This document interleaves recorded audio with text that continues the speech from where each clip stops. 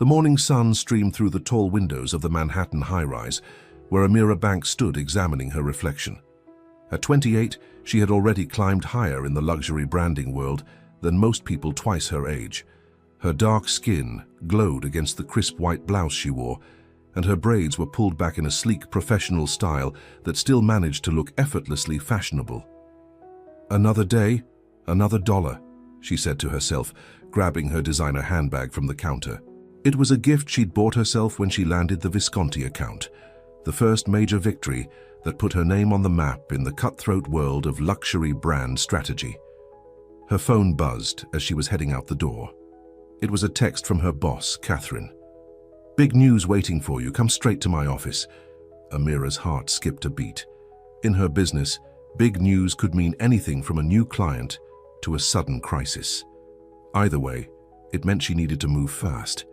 The offices of Maxwell Brand Consultants occupied the 35th floor of a gleaming tower in Midtown. As Amira walked through the glass doors, heads turned, some with respect, some with envy. She had that effect on people.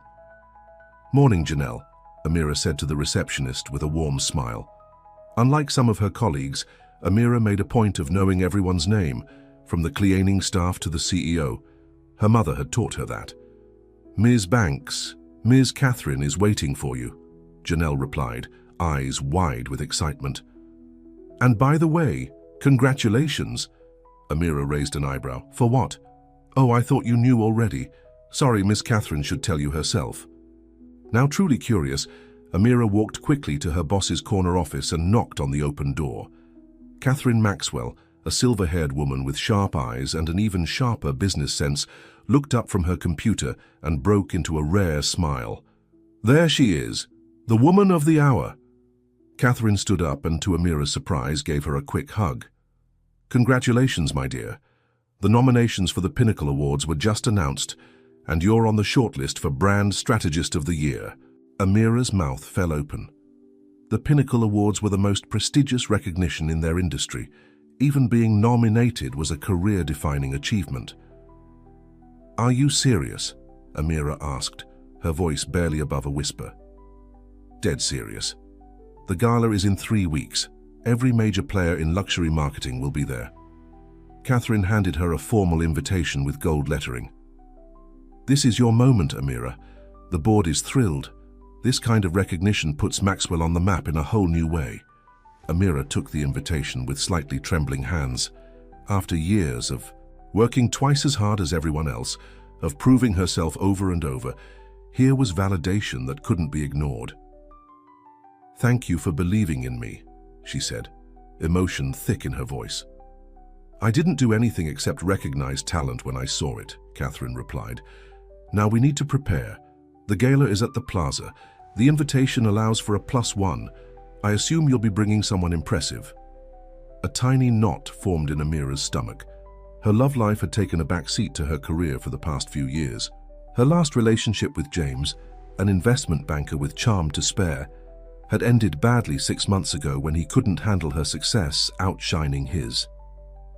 "I haven't decided yet," Amira said smoothly, not wanting to show any sign of uncertainty.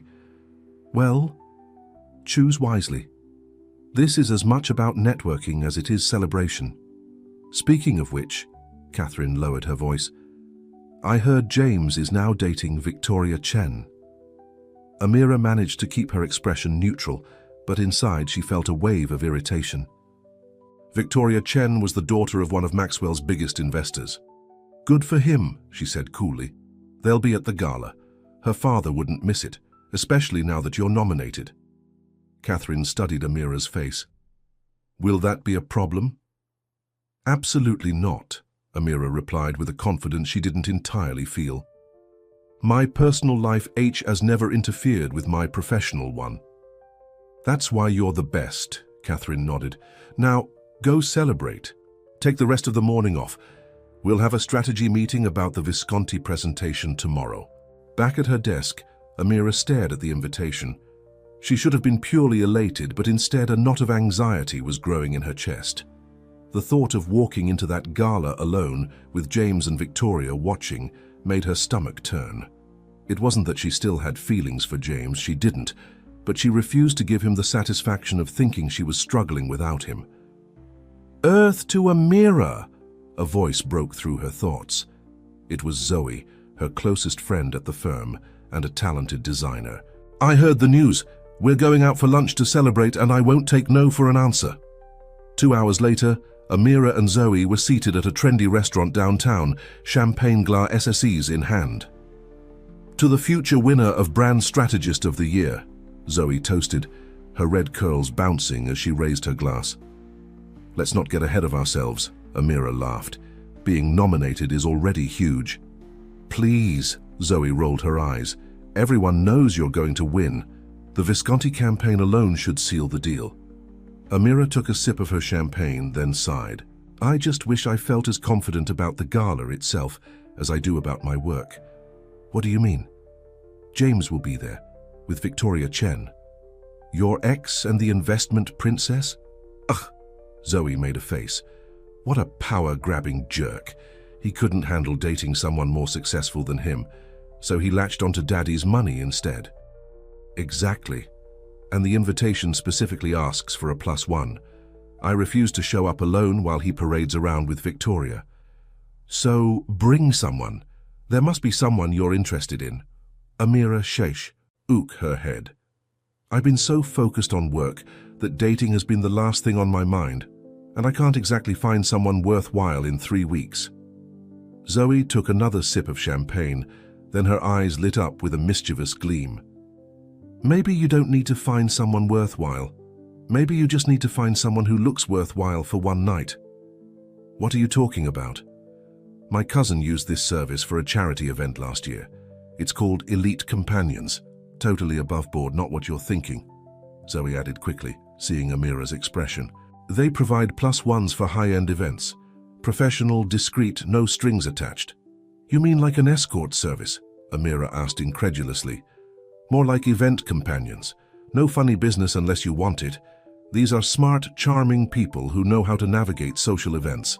My cousin said her date was a perfect gentleman who impressed all her colleagues." "I can't believe you're suggesting this," Amira said, but she didn't immediately dismiss the idea. The thought of walking into that gala with someone impressive on her arm, someone who would make James do a double take, was admittedly appealing. "Just think about it," Zoe said, refilling their glasses. "What's the worst that could happen?" By the time they finished their third glass of champagne, Amira was feeling bold. The idea that had seemed ridiculous an hour ago now felt like a brilliant solution. "Fine," she said, pulling out her phone. "Show me this website." Zoe grinned triumphantly and helped her navigate to Elite Companions. The site was sleek and professional, looking more like a high-end consulting firm than anything unsavory. "You just fill out a profile about what you're looking for, the event details, and they match you with someone suitable," Zoe explained. With ill-quid courage coursing through her veins, Amira began typing. Under special requests, she wrote, "No actors, no models, just someone who can hold a conversation and wear a suit without making it about himself." "There," she said, hitting submit before she could change her mind. "Happy now?" "Ecstatic," Zoe replied with a grin. "Trust me, you won't regret this." But as the champagne buzz wore off later that evening, Amira stared at the confirmation email fro Elite Companions with growing dismay. What had she done? She, Amira Banks, who had built her reputation on intelligence and integrity, had hired a stranger to pretend to be her date. She was about to call the whole thing off when her phone buzzed with a text from an unknown number. "Ms. Banks, this is Leo from Elite Companions. I've been assigned as your +1 for the upcoming Pinnacle Awards. I'd like to arrange a brief meeting before the event to discuss your expectations and any details I should know. Would tomorrow evening work for you?" Amira stared at the message. There was something about the formal, respectful tone that calmed her nerves slightly. At least he seemed professional. "Tomorrow at 7 p.m., Bennett Cafe on 54th Street, she texted back. "A public place, early evening. Safe and sensible." "Perfect. I look forward to meeting you. Leo." The next day dragged by in a blur of meetings and prep. Rations for the Visconti presentation. By the time Amira arrived at Bennett Cafe, she had almost convinced herself to cancel this whole charade. But pride kept her walking through the door. She scanned the cafe, wondering how she would recognize this Leo person. Then she saw him, a man sitting alone by the window, tall even while seated, with dark hair and a composed demeanor that stood out among the hurried after-work crowd. As if sensing her presence, he looked up. Their eyes met and he stood. He was taller than she expected, over 6 feet, with broad shoulders under a well-cut navy blazer, but it was his eyes that caught her attention.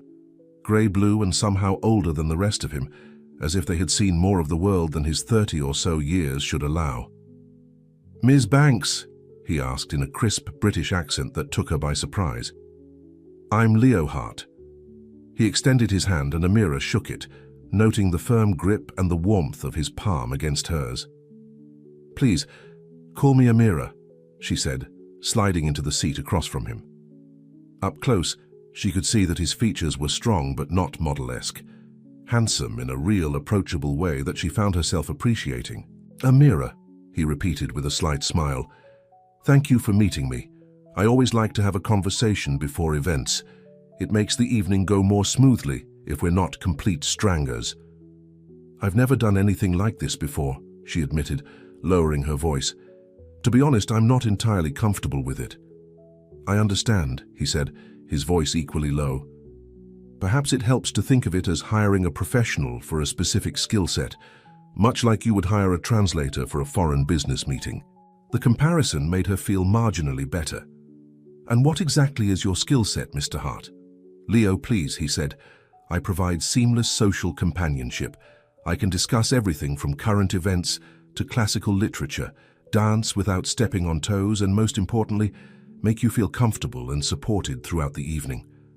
There was something about his direct gaze that made Amira believe him. No flirtation, no pretense, just straightforward professionalism. "The event is the Pinnacle Awards Gala," she explained. "I've been nominated for Brand Stra, Tagist of the Year. It's a big deal in my industry." "Congratulations," he said, and the warmth in his voice seemed genuine. "That's quite an achievement." "Thank you. The issue is, my ex-boyfriend will be there with his new girlfriend, who happens to be connected to one of my firm's biggest investors." Leo nodded, understanding immediately. "And you'd prefer not to attend alone?" "Exactly. I need someone who can be charming, intelligent, and make a good eye impression. The luxury branding world is all about perception. I'm familiar with the importance of perception," he said with something like irony in his tone. "I can assure you that I can play the part convincingly." Amira studied him for a moment. There was something about Leo Hart that didn't quite fit her image of someone who escorted strangers to events for money. He had an air of natural refinement, a quiet dignity that seemed inborn, rather than learned. "May I ask how you got into this line of work?" she asked, curiosity getting the better of her. A shadow passed over his face. "Let's just say I needed a fresh start in New York, and this allows me to use my social skills while I figure out my next chapter." The vague answer only piqued her interest more, but she respected his privacy. "Fair enough. So, for the gala, it's black tie at the Plaza Hotel, 3 weeks from Saturday. I'll arrange a proper tuxedo," he said. "Any particular details I should know about you? Where we met? How long we've been seeing each other?" The question caught Amira off guard. She hadn't thought that far ahead. "I suppose we could say we met through mutual friends a few months ago. Nothing too serious yet, but enough that bringing you to the gala makes sense." "Simple and believable," Leo nodded. "And what do I do for a living in our story?" Amira considered this. "Sommet Hing International," to explain the accent. "Perhaps you work in art acquisition for private collectors. It's adjacent enough to my world to make sense, but not so close that people would expect to know you." "Art acquisition," he repeated with a small smile. "I can work with that. I do have some knowledge in that area." "Good," Amira said, feeling more at ease. "Now, there's the matter of payment." "The website mentioned—" Leo raised a hand. "The company handles all of that. You've already made the arrangements. We don't need to discuss it." His discretion was appreciated. They spent the next half hour going over additional details, Names of her colleagues, the general schedule of the evening, topics to avoid. Leo listened attentively, occasionally making notes in a small leather notebook. As they were finishing, Leo asked, "Is there anything else you'd like me to know? Anything that would make you more comfort? Able on the night?" Amira hesitated, then decided to be honest. "Just don't make me regret this. This award nomination means everything to my career. I can't afford any complications." Leo's eyes met hers, serious and sincere. "You have my word, Amira. I understand what's at stake. I promise you won't regret it." Something in his steady gaze made her believe him. They exchanged contact information and agreed that Leo would meet her at her apartment on the evening of the gala. As Amira watched him walk away, his tall figure cutting through the evening crowd with easy grace, she felt a curious mix of relief and anticipation. For better or worse, she had her +1. Now she just needed to win that award. The 3 weeks leading up to the gala passed in a whirlwind of preparation. Amira threw herself into finalizing the Visconti presentation, which was scheduled for the week after the awards. She barely had time to think about Leo Hart until the day of the gala arrived. Amira stood in front of her full-length mirror, examining her reflection critically. Her gown was a deep emerald that complemented her dark skin beautifully, with a modern cut that managed to be both elegant and striking. Her braids were swept up in an intricate style, showcasing the diamond earrings that had been her splurge for the occasion. Her doorbell rang precisely at 7 o'clock. Taking a deep breath, Amira went to answer it. Leo Hart stood in her doorway, and for a moment, Amira forgot to speak. In his perfectly tailored black tuxedo, he looked like he had stepped out of a classic film. His dark hair was styled neatly, and his clean-shaven face highlighted his strong jawline. "Good evening, Amira," he said, his eyes taking in her appearance with obvious appreciation. "You look absolutely stunning." "Thank you," she replied, finding her voice. "You clean up pretty well yourself." He smiled, then presented her with a small box. "I brought you something for the evening." Inside was a delicate corsage of white orchids. "I thought this might complement your dress," he explained, "but only if you'd like to wear it." The thoughtful gesture caught her off guard. "It's beautiful," she said, genuinely touched. "Thank you." Leo helped her secure the corsage to her wrist, his fingers gentle and sure. The simple act felt strangely intimate, and Amira found herself studying his face up close, the fan of dark lashes, the slight crease between his brows as he concentrated. "There," he said, looking up to find her watching him. Their eyes held for a moment, and something shifted in the air between them. Amira cleared her throat. "We should go, the car is waiting downstairs." The ride to the plaza was filled with light conversation as Leo asked her questions about her work and the award she was nominated for. He listened with genuine interest, asking insightful follow-up questions that showed he was paying attention. It was the kind of conversation Amira might have with someone she was actually dating, and she found herself forgetting at times that this was all an arrangement. As they pulled up to the hotel, Leo turned to her. "Remember, tonight is your night. I'm just here to make sure you enjoy it to the fullest." He offered his arm.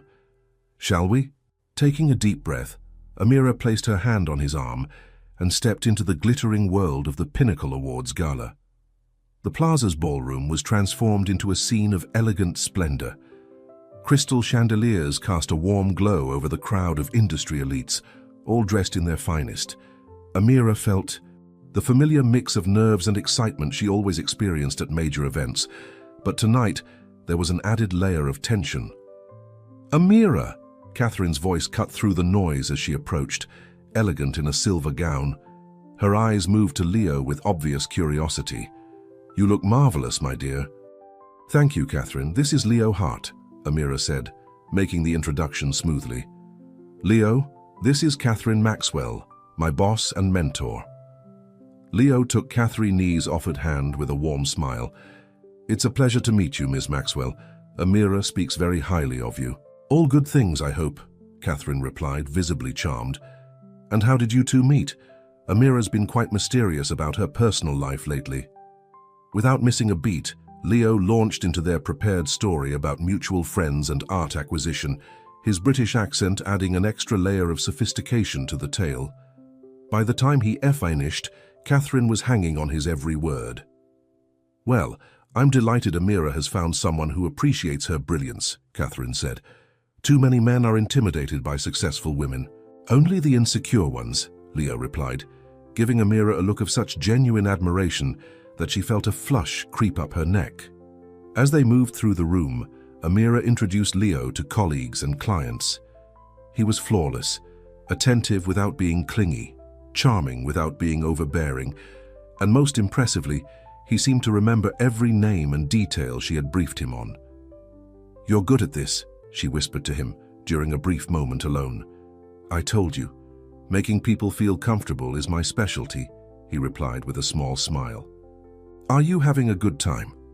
"Surprisingly, yes," she admitted, "though I haven't seen James and Victoria yet." As if her words had conjured them, Amira spotted James across Tea room, his arm around Victoria's waist. He looked exactly as she remembered. Tall, conventionally handsome, with the confident air of someone used to getting what he wanted. Victoria, petite and elegant in a designer gown, was laughing at something he said. "Is that them?" Leo asked, following her gaze. "Yes," Amira confirmed, tension creeping back into her voice. "Shall we say hello, or would you prefer to avoid them?" Amira squared her shoulders. "No, let's say hello. I have nothing to hide or be ashamed of." As they approached, James looked up and did a double take that would have been comical under different circumstances. His eyes widened as he took in Amira's appearance, then narrowed slightly as they shifted to Leo. "Amira," he said, recovering quickly, "congratulations on your nomination. Everyone's talking about it." "Thank you, James," she replied coolly. "James, Victoria, this is Leo Hart. Leo, this is James Mitchell and Victoria Chen." Leo shook hands with both of them, his grip perhaps a bit firmer with James. "Pleasure to meet you both. I've heard so much about your investment firm, James. And Victoria, Amira mentioned your father is quite the visionary in the industry." Victoria preened at the mention of her father. "Daddy always says that good investments are about recognizing potential before anyone else does." "A wise philosophy," Leo agreed. "Much like Amira's approach to brand strategy, I imagine, seeing the potential that others miss." James cleared his throat, clearly annoyed at how smoothly Leo had turned the conversation back to Amira's accomplishments. "So, Leo, what is it that you do?" Leo launched into their rehearsed story about art acquisition, adding details about a recent find in Barcelona that had Amira wondering if it was actually true. By the time he finished, James looked horribly discomfited, and Victoria was gazing at Leo with undisguised interest. "We should find our table," Amira said, noticing James's discomfort with satisfaction. "It was nice seeing you both." As they walked away, Leo leaned close to her ear.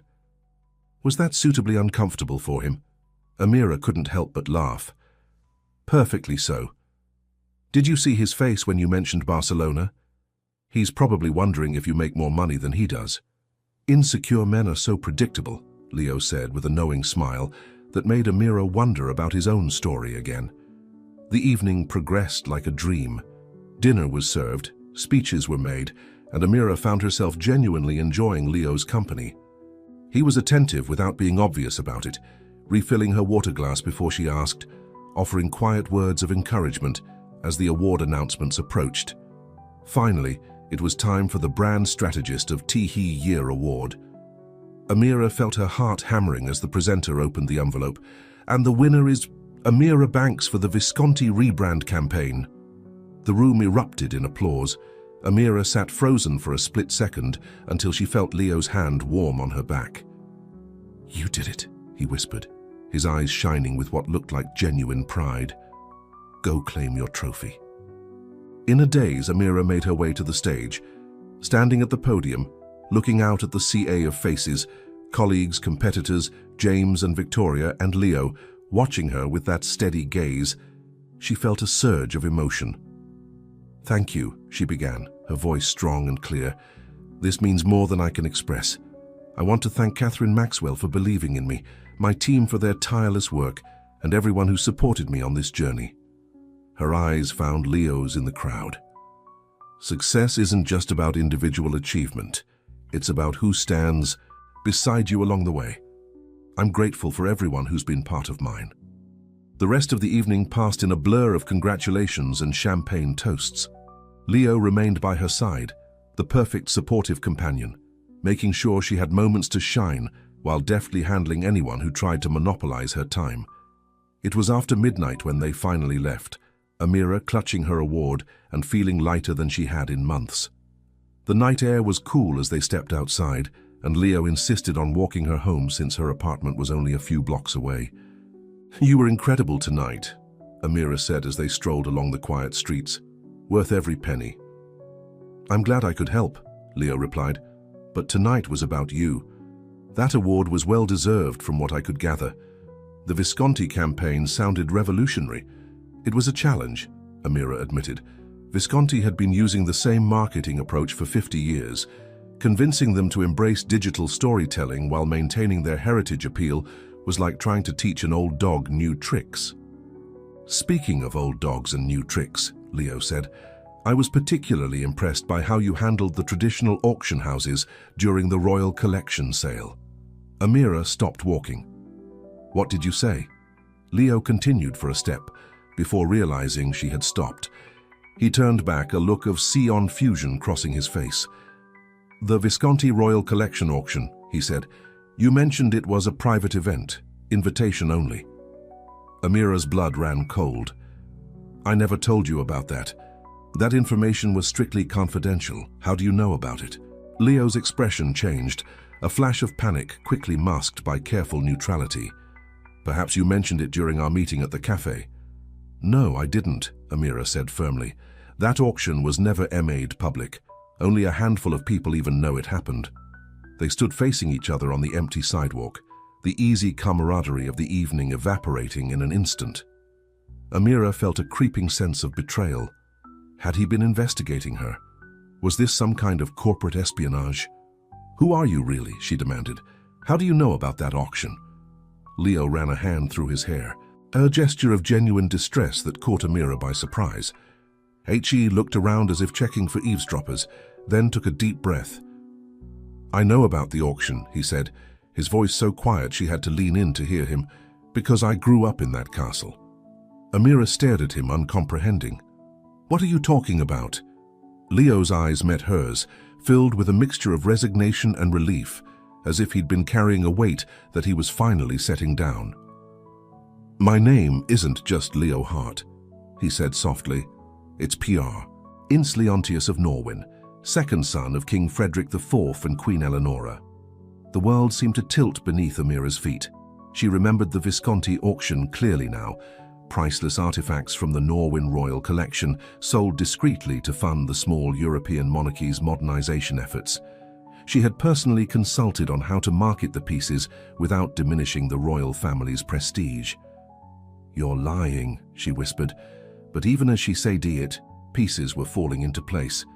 His impeccable manners, his knowledge of art, the natural authority he carried so effortlessly. "I wish I were," he replied, a sad smile touching his lips. "But I'm afraid it's the truth, and now I've broken my own rule by telling you." Amira took a step back, her mind racing. "You lied to me while pretending to be someone you are not by pretending to be someone you are not," she said, the bizarre double deception making her head spin. "I didn't intend to deceive you specifically," Leo said, taking a step toward her. "I've been living anonymously in New York for nearly a year. The escort service is just how I pay rent while staying under the radar." Prince," Amira said, still struggling to process this revelation. "Working as an escort, that's unbelievable, scandalous, pathetic," Leo supplied, a hint of bitterness creeping into his voice. "I've heard it at LL before, though usually not from people I've come to admire." The sincerity in his voice caught her off guard. "Why? Why would you leave that life behind?" Leo's expression darkened. "Because it wasn't a life. It was a prison with gilded bars. Every moment scripted, every relationship political, every choice made for me since birth." He paused, looking away. "Including who I would marry." Amira remembered now. There had been gossip about the younger Prince E of Norwin disappearing from public life. The palace had released a statement about a sabbatical, but the tabloids had speculated wildly. She had paid little attention to it at the time.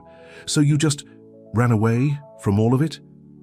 "I chose freedom," Leo corrected her, "even if it meant starting from nothing, even if it meant pretending to be someone else to survive."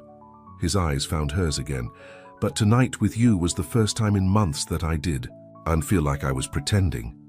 The raw honesty in his voice made something twist in Amira's chest, but the professional in her, the woman who had built her career on control and careful planning, was still reeling from the deception.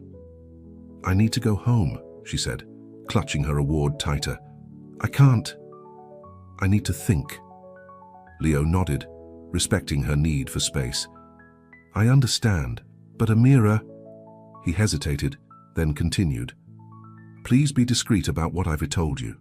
If the press finds out I'm here—" "I'm not going to tell anyone," she assured him, her voice cooler than she intended.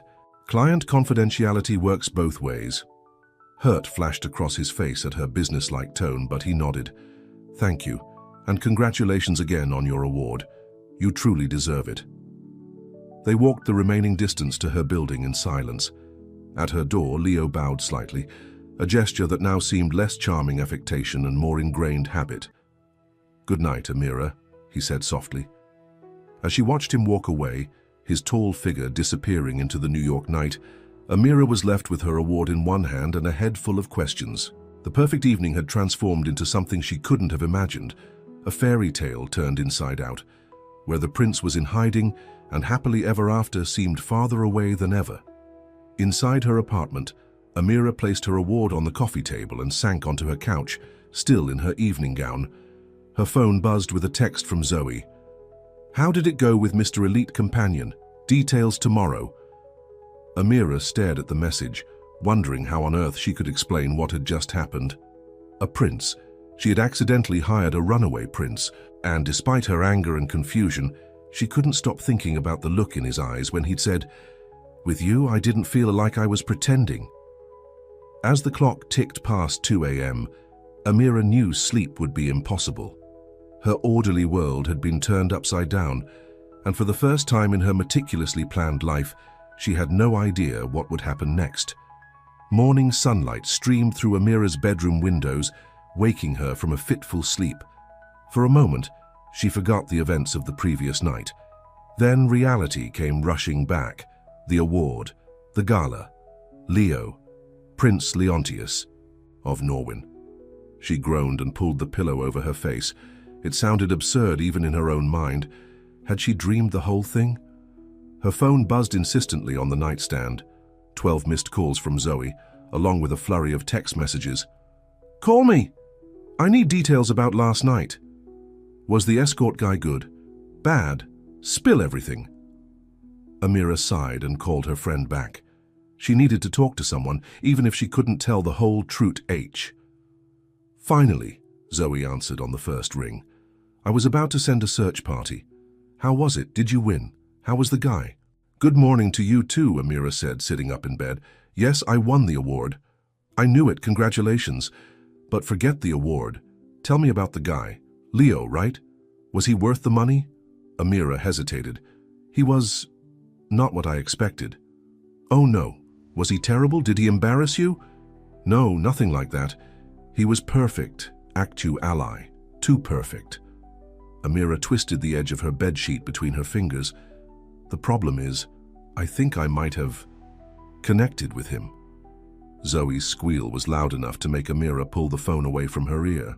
"I knew it. You met someone. Tell me everything. Is he gorgeous, smart, good kisser?" "We didn't kiss," Amira clarified quickly. "And it's complicated. He wasn't entirely honest with me about who he is." "What do you mean? Is he married? A criminal? Oh God, please tell me he's not another investment banker." Despite everything, Amira laughed. "No, nothing like that. I just found out he's not who I thought he was. And now, I don't know what to do." "Do you like him?" Zoe asked, suddenly serious. The question caught Amira off guard. Did she like Leo, or Leontius, or whatever his name really was? She barely knew him. And yet there had been moments last night when she'd felt a connection she hadn't experienced in years. "I don't know," she admitted. Maybe, but it doesn't matter. The whole thing was just a business arrangement. Which is now complete, Zoe pointed out. So if you wanted to see him again, it would be your choice. No business, just whatever you want it to be. It's not that simple. It never is with you, Amira. But sometimes you overthink things. You won your award, why not celebrate by taking a chance on something unpredictable? Able for once? After hanging up, Amira moved to the living room where her award sat on the coffee table, gleaming in the morning light. She should have been basking in her achievement, planning how to leverage this recognition for her career. Instead, she kept replaying the moment when Leo had revealed his true identity. Had he really chosen to leave a life of privilege to live anonymously in New York? It seemed impossible. And yet, the pain in his eyes when he'd spoken of his royal life had seemed genuine. Amira showered and dressed, trying to focus on her upcoming work week. She had the Visconti presentation to finalize, meetings to prepare for. She didn't have time for royal drama. But as she made coffee, her phone lit up with a text from an unknown number. Amira, it's Leo. I hope you're well this morning. I wanted to apologize again for the way our evening ended. If you're willing, I'd like to explain properly. No pretending this time. Amira stared at the message, her heart beating faster. Part of her wanted to delete it and forget the whole strange encounter. But another part, the part that had always been too curious for her own good, wanted answers. Before she could overthink it, she texted back, "The park by my building, 1 p.m. His response came immediately. "I'll be there, thank you." At precisely 1 p.m., Amira spotted Leo sitting on a bench near the small duck pond. He was dressed casually in jeans and a simple grey sweater, looking nothing like the polished escort from last night, or how she imagined a prince would look on his day off. As she approached, he stood, a mix of relief and nervousness on his face. "Thank you for coming," he said, his British accent somehow more pronounced in the daylight. "I wasn't sure you would." "Neither was I," Amira admitted, sitting on the bench and leaving space between them. "But I have questions." "I imagine you do." Leo sat down, maintaining the distance she had established. "Ask me anything. I promise to tell you the truth." "Are you really Prince Leontius of Norwin?" It seemed the most basic place to start. "Yes." He looked around to make sure no one was within earshot. "Second son of King Frederick IV and Queen Eleonora. Though I haven't used that name or title in almost a year." "Prove it," Amira challenged. Leo pulled out his phone, tapped a few times, and handed it to her. On the screen was a royal family portrait, the king and queen seated, with two young men standing behind them. One was clearly Leo, though with shorter hair and a stiff, formal expression that made him look like a different person. "That was taken 2 years ago at my father's 60th birthday celebration," he explained. "My brother Maximilian is the crown prince. He's the one who actually matters to the succession." Amira handed the phone back, trying to reconcile the formal prince in the photo with the man sitting beside her. "Why did you leave?" Leo gazed out at the pond where a family was feeding ducks. "The simple answer is that I was about to be forced into an arranged marriage with Princess Carolina of Bellavia, a political alliance to strengthen trade relations." His mouth twisted in a bitter smile. "Very medieval, isn't it?" "I didn't think arranged marriages still happened in European monarchies," Amira said, surprised. "They're rare now, but Norwin is traditional. Small, isolated, stubbornly old-fashioned. My father rules like it's still the 19th century." Leo ran a hand through his hair, that same gesture of frustration she'd noticed last night. "I was expected to do my duty without complaint. So you ran away?" "I tried everything else first," he said, a defensive edge creeping into his voice. "I appealed to my mother, to my brother. I offered alternatives, diplomatic posts, trade missions, anything to serve my country without sacrificing my personal freedom. But my father wouldn't hear it." "And Princess Carolina? Did she want this marriage?" Leo shook his head. "No more than I did. She's in love with her bodyguard, a secret everyone knows but pretends not to. But she was prepared to do her duty." He looked at Amira directly. "I couldn't. Maybe that makes me selfish or weak, but I couldn't spend my life in a loveless marriage, living by rules I had no part in making. There was something in his expression, a mixture of defiance and vulnerability, that made Amira believe him. It resonated with her own lifelong determination to make her own choices, to never let others define her path. "So you came to New York," she said, encouraging him to continue. "Yes. I had some money saved, personal funds, not royal assets, enough to rent a small apartment and figure out what to do next." His smile turned self-deprecating. "Turns out there's not much demand for ex-princes with no practical skills, but plenty of demand for handsome men with British accents and perfect manières," Amira observed, nodding to his current job. Leo had the grace to look embarrassed.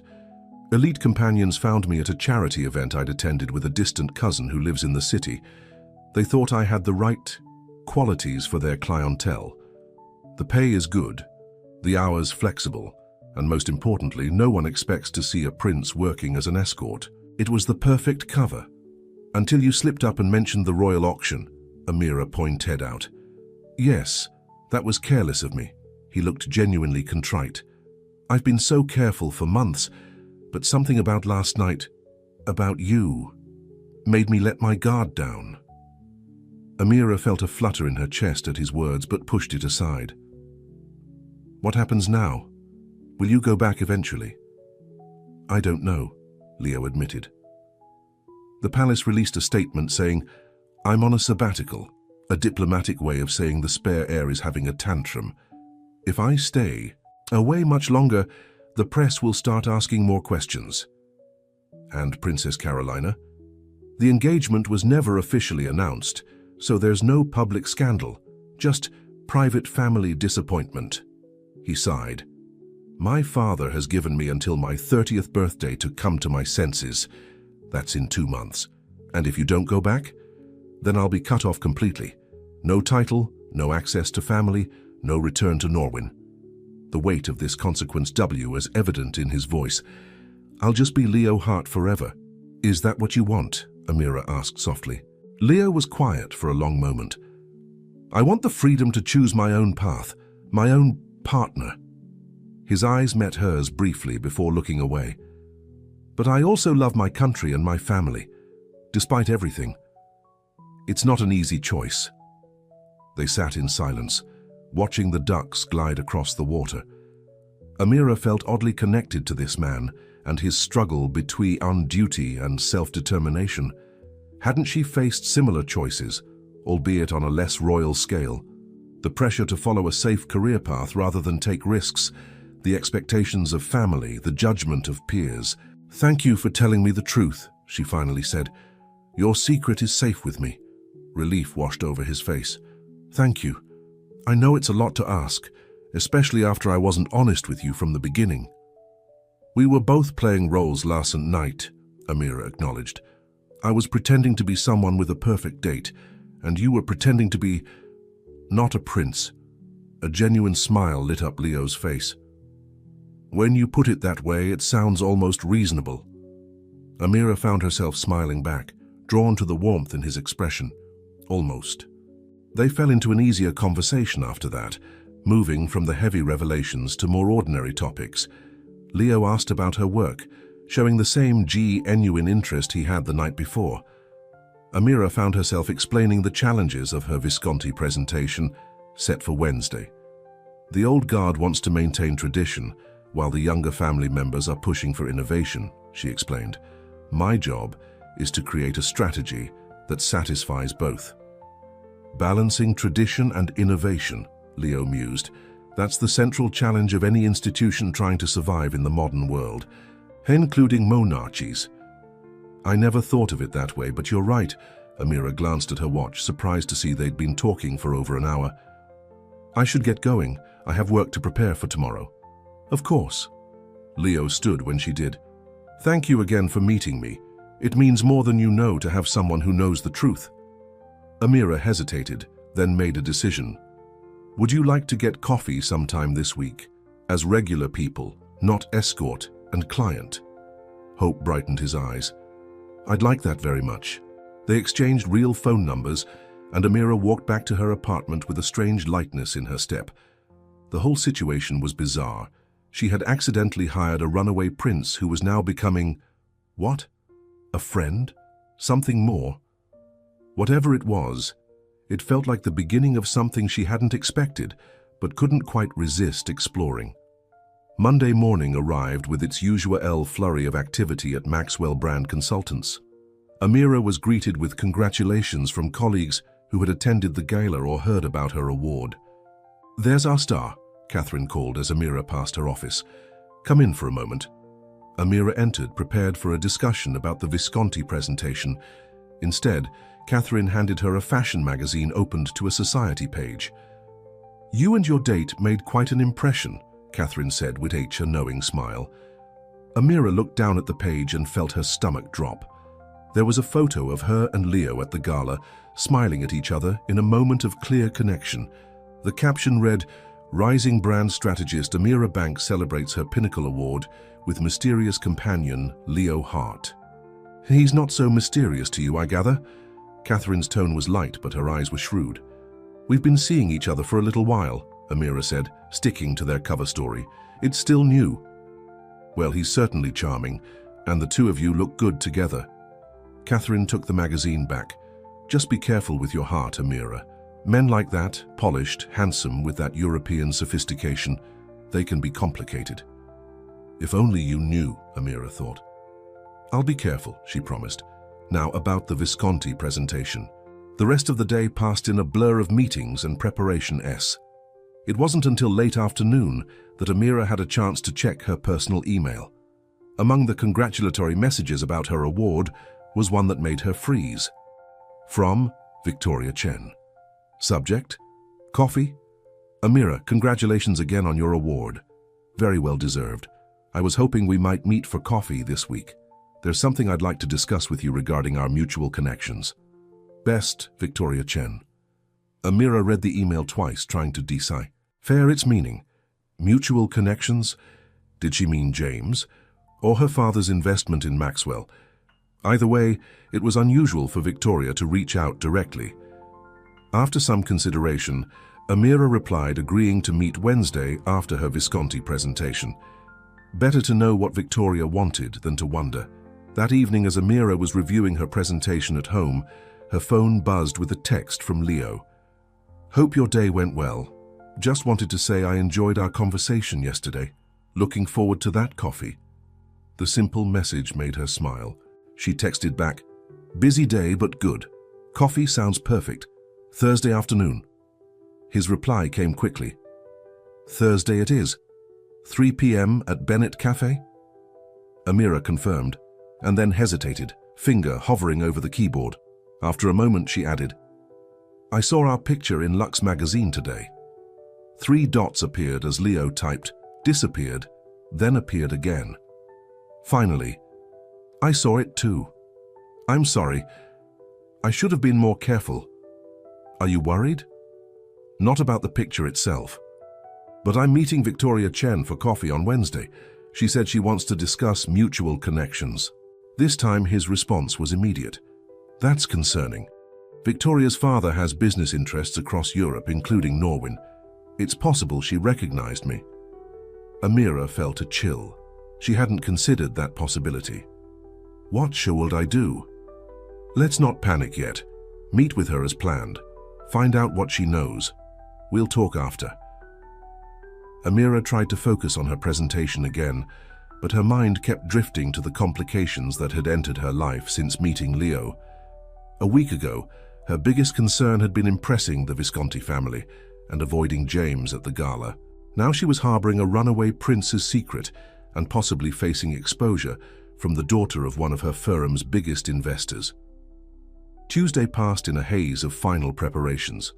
The Visconti team would be arriving from Italy Wednesday morning, and the presentation was scheduled for 11 a.m.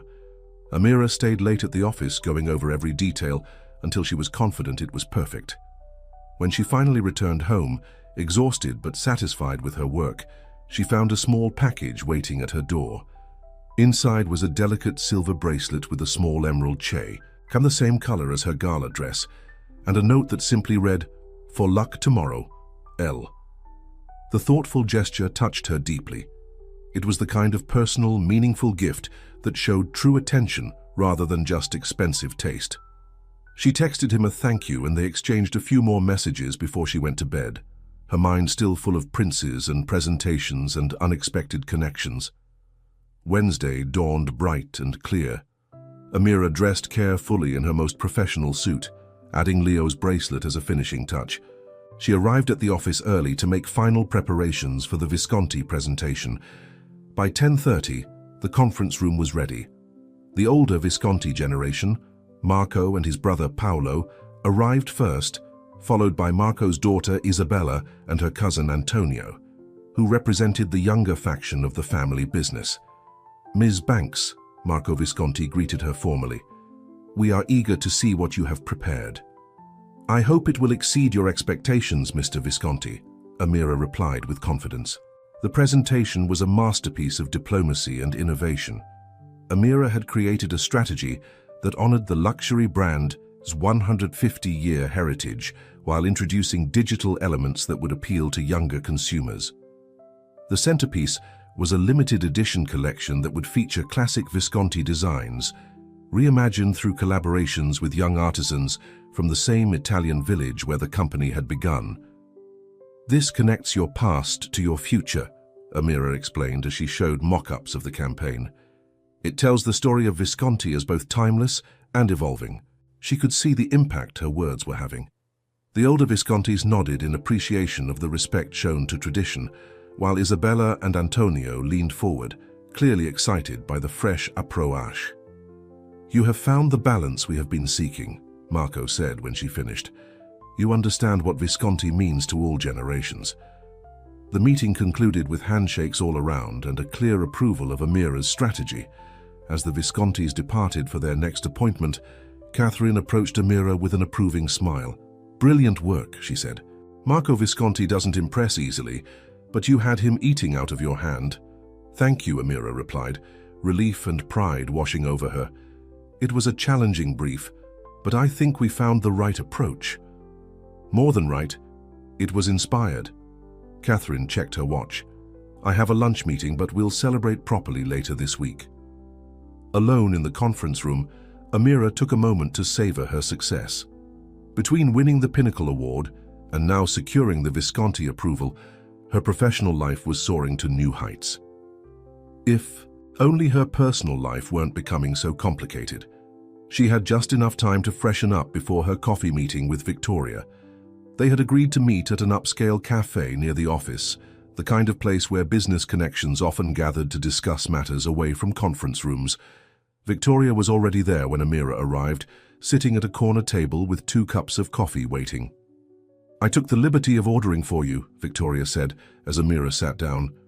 "Latte with an extra shot, no sugar, that's your preference, right?" Amira was surprised that Victoria knew her coffee order, but nodded in thanks. "That's very thoughtful," Victoria smiled, but it didn't quite reach her eyes. "I pay attention to details. It's something my father taught me. Knowing people's preferences gives you an advantage in negotiations." "Is that what this is? A negotiation?" Amira asked directly. Victoria's smile widened. "I've always appreciated your straightforwardness, Amira. It's refreshing in an industry built on facades." She took a sip of her coffee. "Let's not waste time. I wanted to talk to you about your date from the gala." Amira kept her expression neutral. "Leo, what about him?" "He's not who he says he is." Victoria set down her cup with deliberate precision. "Or rather, he's much more than he pretends to be." So she did know. Amira considered her options quickly.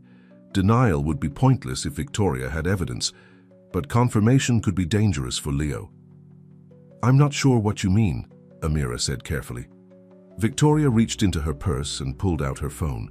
She pulled up a photo and turned it to show Amira. It was a formal royal portrait of the Norwin family, the same one Leo had shown her, but from a public source. "Your Leo heart bears a striking resemblance to Prince Leontius of Norwin, doesn't he?" Victoria's tone was casual, but her eyes were sharp. "The prince who mysteriously disappeared from public view nearly a year ago." Amira kept her composure. "That's an interesting observation, but Leo is an art acquisition specialist, not a prince." Please, Amira. We're both too intelligent for this game. Victoria put her phone away. My father has significant investments in Norwin. I've attended state dinners at the palace. I've met the prince personally. Amira took a slow sip of her coffee, buying time to think. If you're so certain, why are you telling me rather than the press or the Norwin embassy? Because I'm not interested in exposure. I'm interested in opportunity. Victoria leaned forward. And I think we could help each other. I'm listening, Amira said, though alarm bells were ringing in her mind. My father has been trying to expand his hotel investments in Norwin for years, but the old king is resistant to foreign development. If Prince Leontius were to return home with a positive impression of Chen investments, it could change the king's mind. Amira felt a chill at the calculating look in Victoria's eyes. And what does this have to do with me? You have influence with the prince. He clearly cares for you. Anyone could see that at the gala. I'm simply suggesting you use that influence to everyone's benefit. By convincing him to promote your father's business interests? Amira clarified, not bothering to hide her distaste. In exchange for our discretion, yes. Victoria's smile turned cold. It would be unfortunate if the tabloids discovered the runaway prince working as an escort in New York, wouldn't it? The scandal would be significant. The threat was clear. Amira felt anger rising in her chest. You're blackmailing me. And Leo. I prefer to think of it as leveraging a unique situation. Victoria sat back, supremely confident. James always said you were idealistic, too principled for the real world of business and power. I see now what he meant. At the mention of James, Amira's anger crystallized into something harder and colder. Does James know about this? Not yet, but he will if necessary. Victoria checked her designer watch. Think about it, Amira. This could be beneficial for everyone. The prince returns home with a new perspective on international investment. My father expands his business. You get to keep your reputation untarnished by association with a royal scandal. And what does Leo get from this arrangement? Amira asked. Victoria looked genuinely puzzled by the question. He gets to return to his proper place with dignity rather than disgrace. Isn't that enough? The callous disregard for Leo's freedom of choice made Amira's decision easy. I'll need time to think about this. Of course. Victoria stood gracefully. Take until Friday. After that, I can't promise my father's patience will hold. She placed a business card on the table. My private number. Call me when you've made the sensible choice. After Victoria left, Amira remained at the table, her coffee growing cold. As she considered her options, she had promised Leo to keep his secret, and now that promise was being tested in a way she hadn't anticipated. She texted Leo, "We need to talk. Today, if possible." His response came quickly. What's wrong? Did Victoria say something? Yes, it's not good. Can you meet me at my apartment after work around 7? I'll be there. The rest of the afternoon crawled by. Amira went through the motions of work, responding to emails about the Visconti presentation and attending a brief team meeting, but her mind was elsewhere. By the time 6 p.m. arrived, she was more than ready to leave. Her apartment felt like a sanctuary after the tension of the day.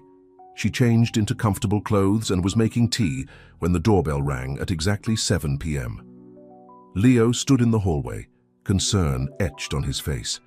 He had clearly come directly from somewhere else. He was dressed more formally than at the park, in a tailored shirt and slacks.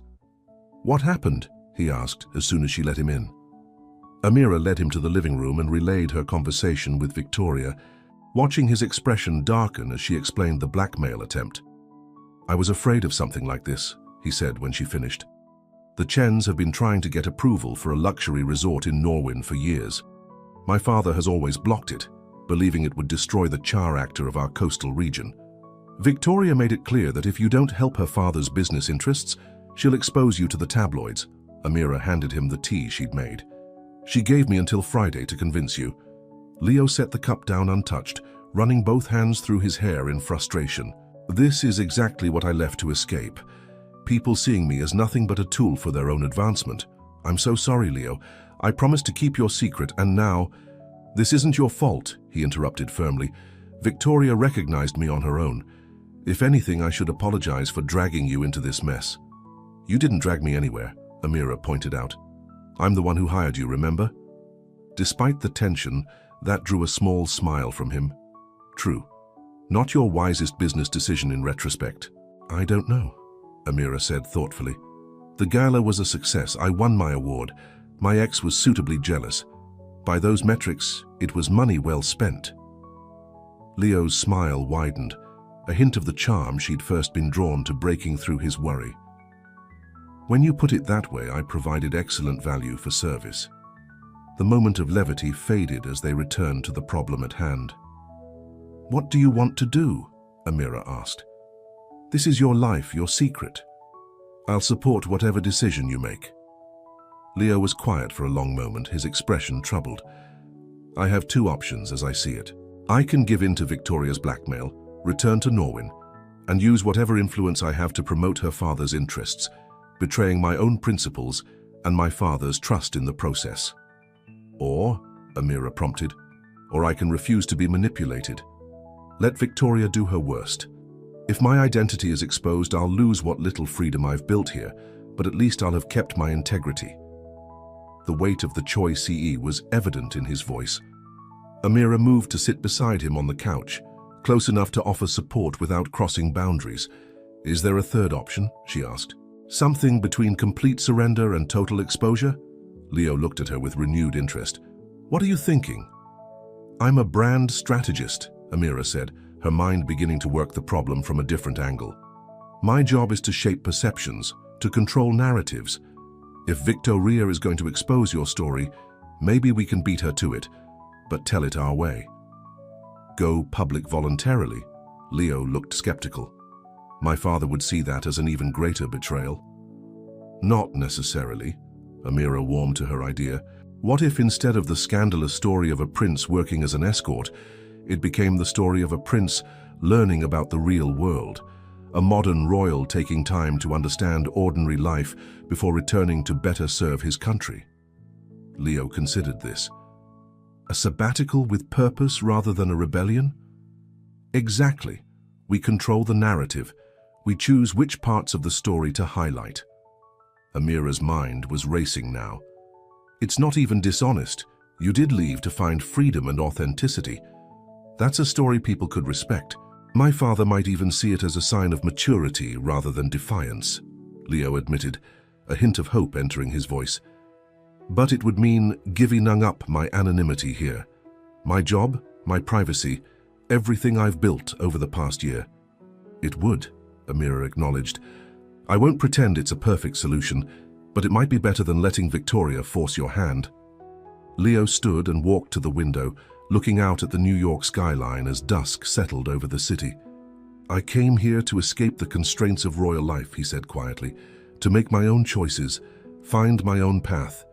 If I let Victoria push me into anything, returning home or going public, I'm surrendering that freedom all over again.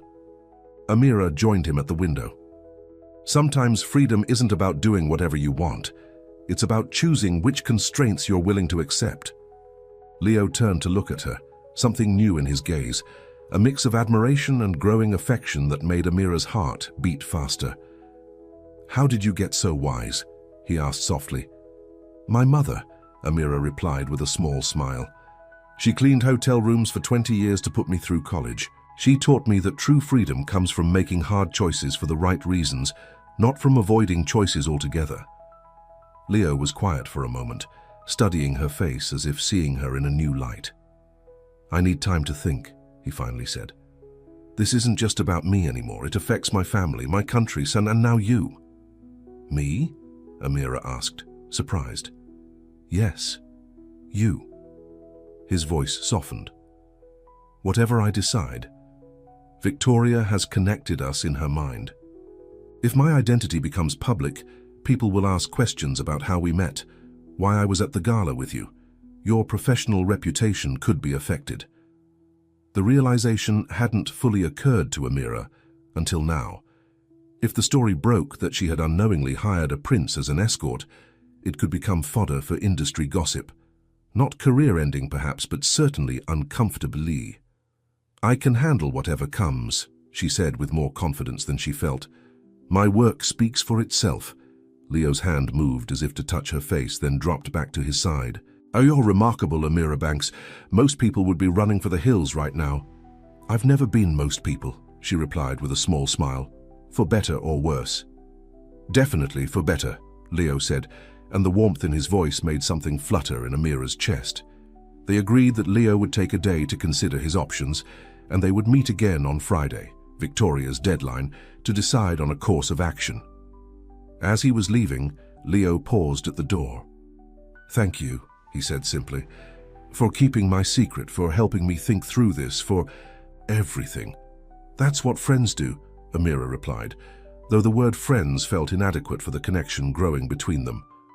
After Leo left, Amira found Hersey LF unable to focus on anything else. She had met this man less than a week ago, first as a business arrangement, and then as a runaway prince with a complicated past. Now she was helping him navigate a blackmail attempt that could affect both their lives. It wasn't the straightforward, carefully planned existence she had built for herself. It was messy and unpredictable, and potentially damaging to everything she had worked for. And yet, as she got ready for bed, Amira realized she wasn't regretting her involvement.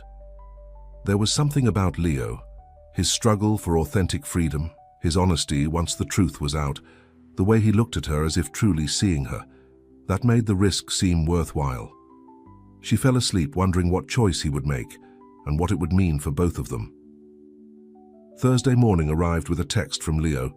Still thinking. Coffee still on for today? Amira replied affirmatively, glad for the chance to see him again before Friday's decision. Work was busy with follow-up from the Visconti presentation, which was receiving enthusiastic approval from all levels of the family business. Catherine had even hinted at a possible bonus if the campaign performed as well as expected. Under different circumstances, Amira would have been floating on professional success.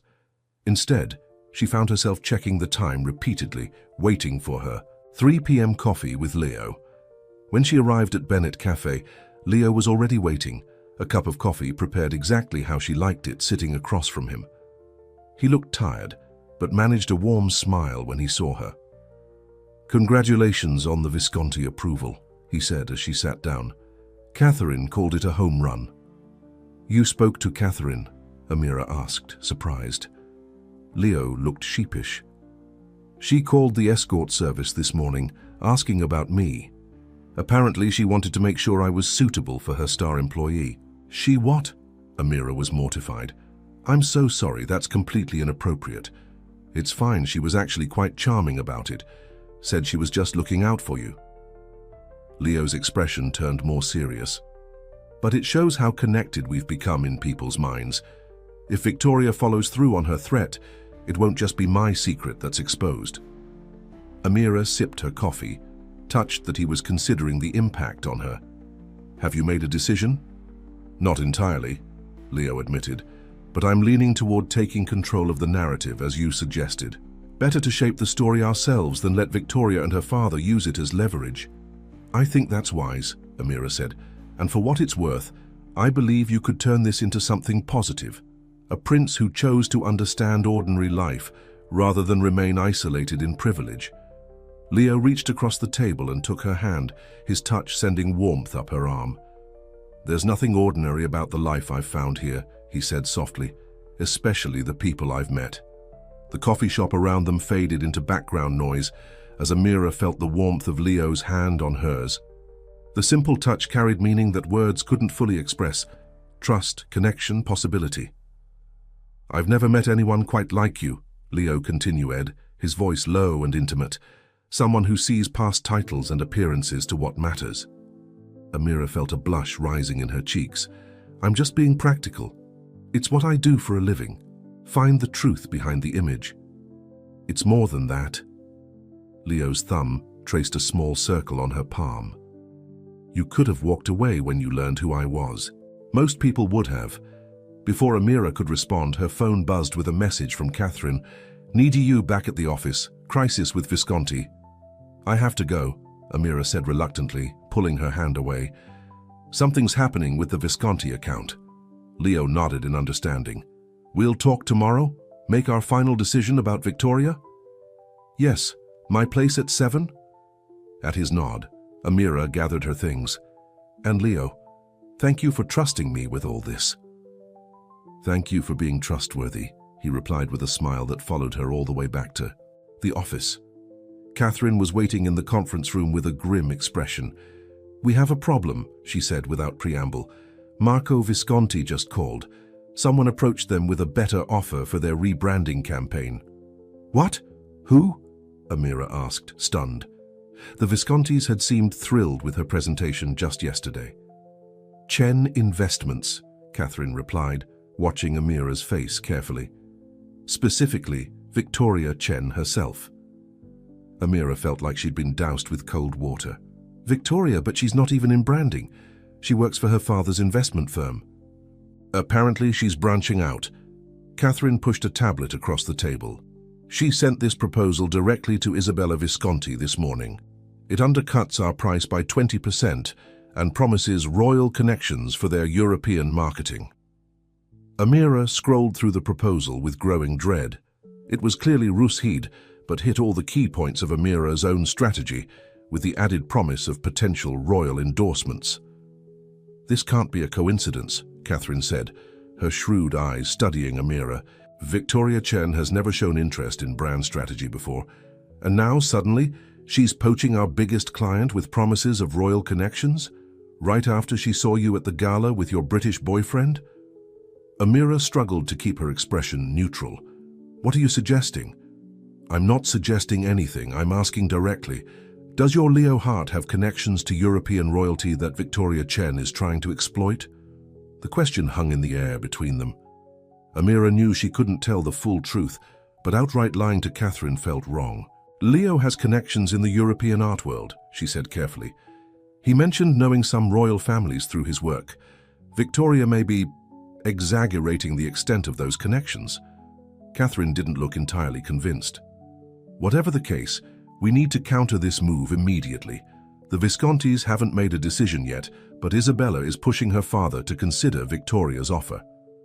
This is clearly a personal attack, Amira said, anger rising in her chest. Victoria is using business to get at me. I don't care about the personal drama, Catherine replied bluntly. I care about keeping our client.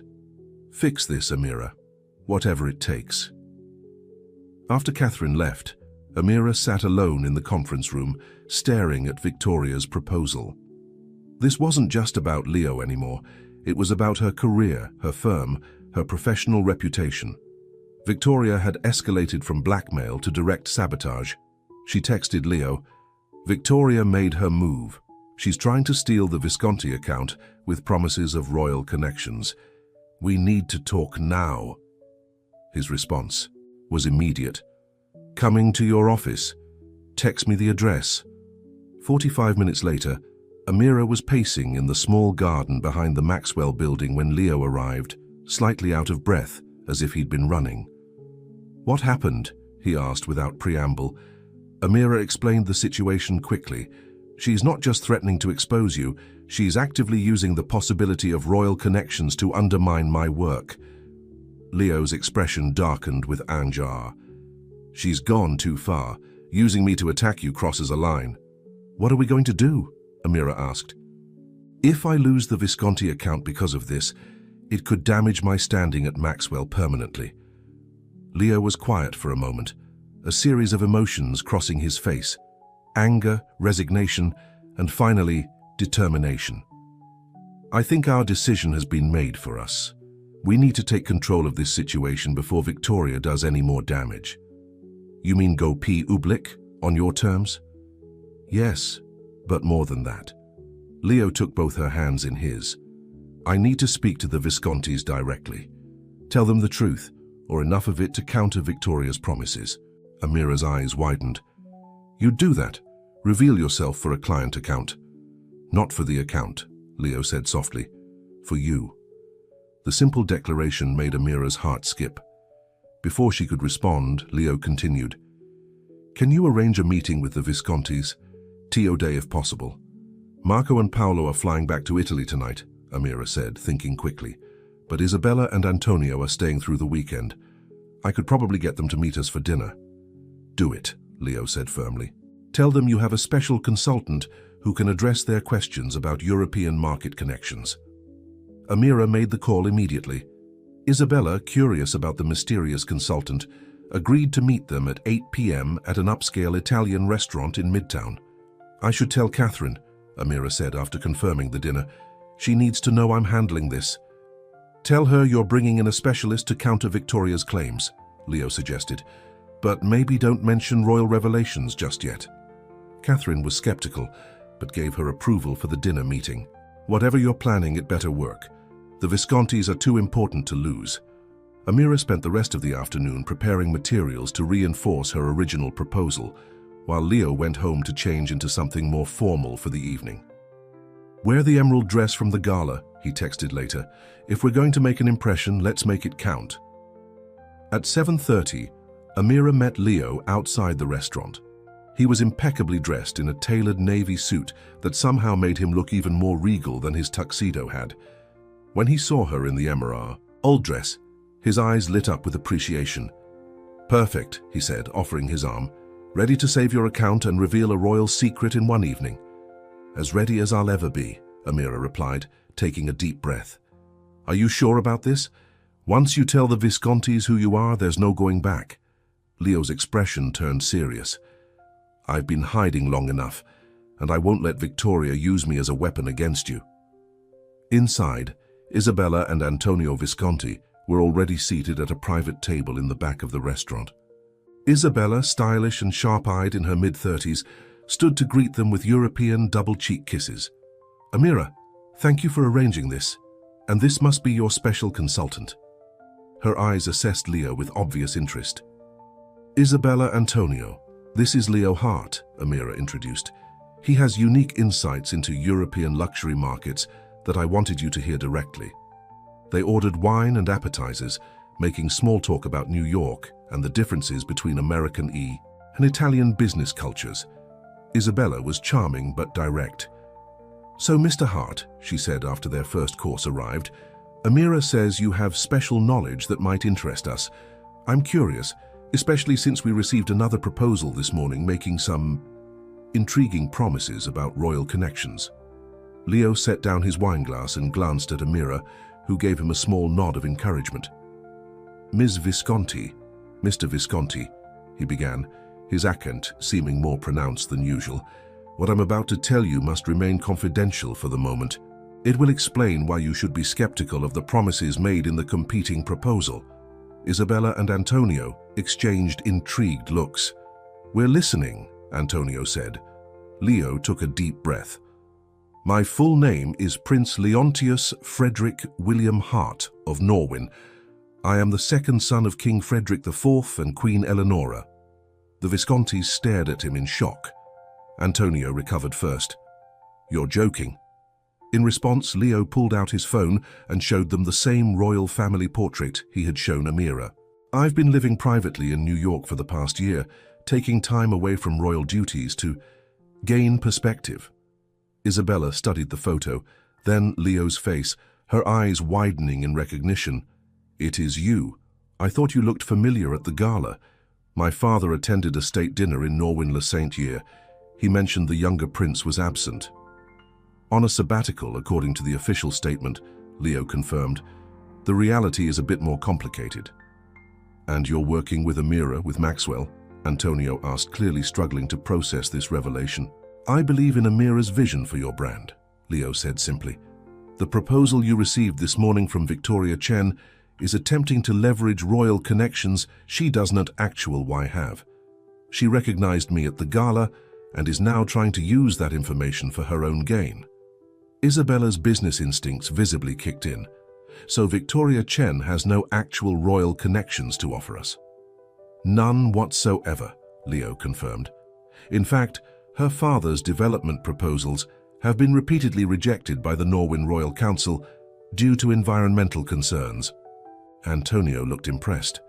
And you're telling us this because I believe in honesty, Leo replied. And because Amira's strategy for Visconti is genuinely brilliant. It honors your heritage while moving boldly forward, exactly what any institution with a proud history should do. Amira felt a surge of gratitude at his words. Leo wasn't just revealing himself to counter Victoria, he was genuinely advocating for her work.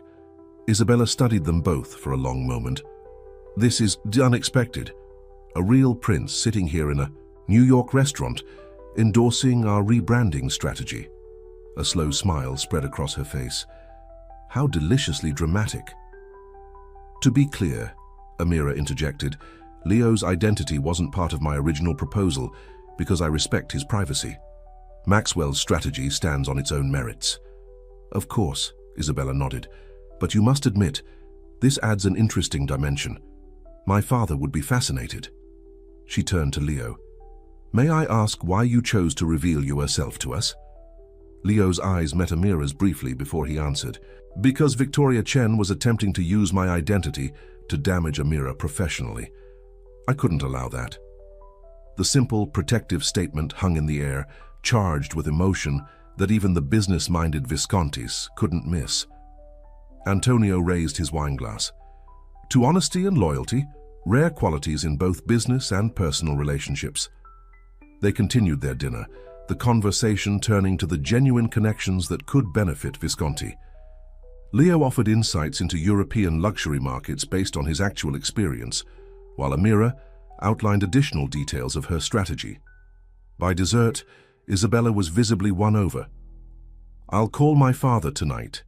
Victoria Chen's proposal was tempting for its price, but this, she gestured between Amira and Leo, this is the kind of authentic story that builds lasting partnerships. As they said their goodbyes outside the restaurant, Isabella pulled Amira aside. Your prince is more than he appears and clearly cares for you deeply. Whatever your story is, I think it's just beginning. Back in the car heading toward Amira's apartment, a heavy silence fell between them. The enormity of what Leo had done, revealing his identity to protect her, was sinking in. Thank you, Amira finally said. You didn't have to do that. I did, Leo replied simply. Victoria was using me to hurt you. I couldn't stand by and let that happen.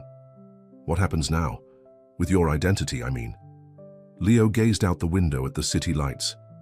Isabella and Antonio promised discretion, but realistically this will get out eventually. The Viscontis aren't known for keeping secrets, especially juicy ones involving royalty. Are you ready for that? Amira asked softly. Leo turned to look at her, his expression a mixture of resignation and relief. Strangely, yes. It feels like exhaling after holding my breath for too long. The hiding was becoming its own kind of prison. When they reached her building, Leo walked Amira to her door. The moment felt weighted with unspoken words and possibilities. Would you like to come in? Amira asked. We still need to decide what to do about Victoria tomorrow. Inside her apartment, they moved to the couch, both still processing the events of the evening. Leo loosened his tie with a sigh. Victoria won't take this well, he said. When she learns I've spoken directly to the Viscontis, she'll likely follow through on her threat to expose me publicly. Probably, Amira agreed. But now it will look like sour grapes rather than a revelation. You've taken away her power by acting first. Leo smiled at her logic. The strategist in action, always thinking 2 steps ahead. Not always, Mira admitted. I didn't anticipate any of this when I hired you for the gala, nor did I when I accepted the assignment. Leo's voice softened. But I can't regret it, even with all the complications. Their eyes met, the air between them charged with tension that had been building since that first meeting at the cafe. Leo moved closer, his hand finding hers on the couch. Amira, he began, his voice low and uncertain. I know this all started as a business arrangement. And then it became about secrets and blackmail and professional crises. But somewhere in the middle of all that, Amira's phone rang, shattering the moment. She glanced at the screen, Catherine. I should take this, she said reluctantly. It could be about the Viscontis. Leo nodded, withdrawing his hand as she answered the call. Amira, check your email now, Catherine said without greeting. The Viscontis just sent official confirmation. They're staying with Maxwell. Whatever you did at dinner, it worked. Relief washed over Amira. That's wonderful news. Isabella seemed convinced before we even left the restaurant. She called her father in Italy, and he personally signed off on your strategy. Said something about appreciating partners who understand both tradition and innovation. Catherine paused. There's something else. A rather cryptic comment about royal endorsements that actually exist. Care to explain what that means? Amira glanced at Leo, who was watching her with raised eyebrows. It's complicated. Can we discuss it tomorrow? I promise I'll explain everything. After finishing the call, Amira turned to Leo with a smile. The Viscontis are officially staying with Maxwell. Your royal revelation worked. I'm glad, Leo said sincerely. Your work deserves recognition, not sabotage. The moment from before the call seemed to have passed, a certain guardedness returning to Leo's expression.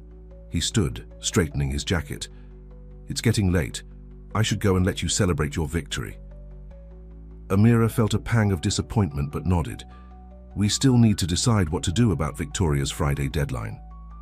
I think we've made our decision, haven't we? Leo said. I've already revealed myself to the Viscontis. The next step is to prepare for the possibility of wider exposure. And are you going to contact your family? Amira asked. They should hear this from you before it becomes public. Leo nodded, his expression turning solemn. I'll call my brother tomorrow. Maximilian has always been more understanding than my father. He can help prepare the palace for whatever comes next. At the door, Leo paused. Regardless of what happens with Victoria or the press, I'm glad I told you the truth that night after the gala, even with the chaos it's caused. So am I, Amira said softly. Their eyes held for a long moment before Leo finally turned to leave. Good night, Amira. I'll call you tomorrow after I speak with my brother. Alone in her apartment, Amira kicked off her heels and sank onto the couch. The evening had been a professional victory, but had left her personal feelings in turmoil. What had Leo been about to say before Catherine's call interrupted them? And why had he pulled Dee back so suddenly? Her phone buzzed with a text from Zoe. Heard the Viscontis are staying with us. Drinks tomorrow to celebrate. Amira replied affirmatively, grateful for the distraction. She needed to talk to someone about everything that was happening, even if she couldn't reveal Leo's full identity. Sleep came fitfully that night, her dreams filled with princes and palaces and promises left unspoken. Friday morning arrived with a flurry of congratulatory emails about the Visconti account. Catherine had announced the official signing to the entire firm, positioning it as a major victory for Maxwell in the luxury sector. Amira was just settling at her desk when her phone buzzed with a text from an unknown number. Check your email. V. A chill ran through her as she opened her work email to find a message from Victoria Chen with no subject line. The body contained only 2 sentences. I know what you did at dinner last night. Time's up. Attached was a document that made Amira's blood run cold, a draft article for a major tabloid with the headline, Runaway Royal, Prince of Norwin found working as NYC escort. The article included details about Leo's royal background, his disappearance from public life, and most damagingly, his work with elite companions. It explicitly mentioned Amira as the ambitious brand strategist who hired the prince as her date to an industry gala, unaware of his true identity. Amira immediately called Leo, her hands shaking slightly. Victoria's making her move. She just sent me a draft article she's planning to leak to the tabloids. It mentions both of us. I was afraid of this, Leo replied, his voice grim. What exactly does it say? Amira summarized the content, trying to keep her voice steady. It's clearly designed to embarrass both of us. Makes it sound like I unknowingly hired royalty as an escort and you've been secretly working as one for months. Which is technically true, Leo pointed out. But framed in the most scandalous way possible, Amira countered. It makes me look foolish and you look desperate. Have you shown this to anyone at Maxwell yet? No, I called you first, but I need to tell Catherine before this breaks.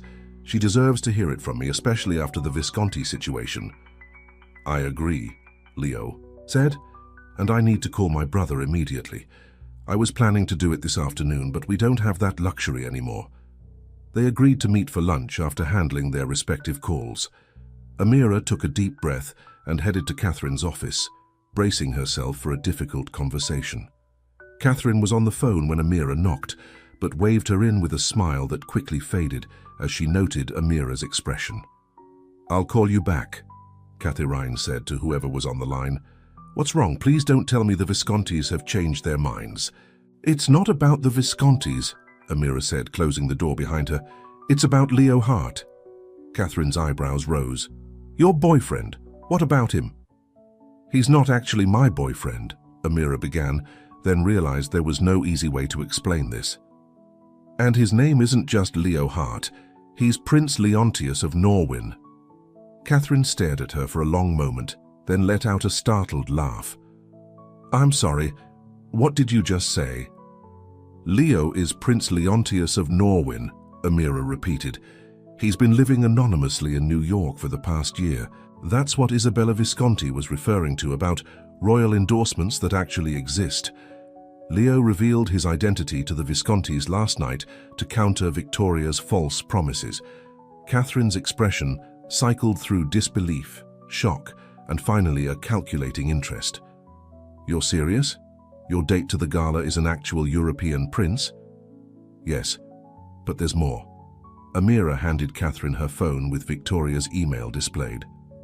Victoria Chen recognized him and is threatening to leak this story to the tabloids. "I wanted you to hear it from me first." Catherine read the draft article, her face hardening. "I see. So you hired an escort service for the gala, and they sent you a runaway prince who's been working as a high-end companion. And now, Victoria Chen is about to make this public because we kept the Visconti account." Put that way, it sounded even worse than Amira had feared. "Yes, I'm so sorry, Catherine. I never intended to bring this kind of attention to Maxwell." To Amira's surprise, Catherine didn't immediately erupt in anger. Instead, she leaned back in her chair, a thoughtful expression on her face. "You know, in 30 years of brand strategy, I've never encountered quite this situation," she said dryly. "A prince working as an escort, revealed to save a luxury account from a vindictive competitor. It's almost brilliantly absurd." "You're not angry?" Amira asked cautiously. "Oh, I'm not thrilled," Catherine clarified, "but I'm a strategist before anything else. And this situation, while potentially messy, also has interesting possibilities." "Possibilities?" Amira echoed, confused. "Thin cares about it. Victoria intends this as a scandal to damage both you and Maxwell by association. But what if we controlled the narrative?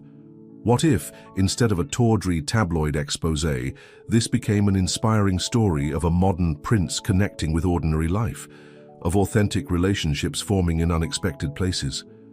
Amira stared at Catherine in amazement. "That's almost exactly what I suggested to Leo the other day." "Great minds," Catherine said with a small smile. "The Viscontis clearly found his honesty compelling rather than scandalous. Others might too." She handed the phone back to Amira.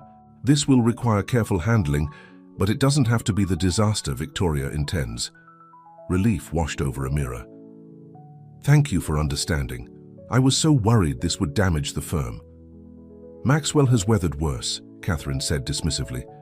"Though in the future, maybe do a background check before hiring escorts for industry events." The wry comment startled a laugh from Amira. "Noted." "Now," Catherine continued, all business again, "we need to coordinate with your prince. If Victoria is sending this to the tabloids today, we have a narrow window to get ahead of it." "Leo is calling his brother, the Crown Prince, right now," Amira explained. "We're meeting for lunch to decide next steps." "Good. Keep me informed. And Amira," Catherine added as she stood to leave, "for what it's worth, royalty or not, he seemed genuinely taken with you at the gala. That part didn't look like an act." The observation left Amira flustered as she returned to her office. She tried to focus on work while waiting for lunchtime, but found her thoughts constantly drifting to Leo. Had their connection been real or just part of his role as her escort? The almost moment on her couch last night suggested real feelings, but his quick retreat afterward left her uncertain. At noon, her phone buzzed with a text from Leo. "Can we meet at your apartment instead of a restaurant? Just spoke with Max. Need privacy to discuss." The message set off a flutter of anxiety in Amira's stomach. "Of course. I'll head home now." She informed Catherine she was taking a long lunch and might work from home the rest of the day, then hurried to her apartment, picking up sandwiches on the way. Leo arrived, looking more disheveled than she had ever seen him.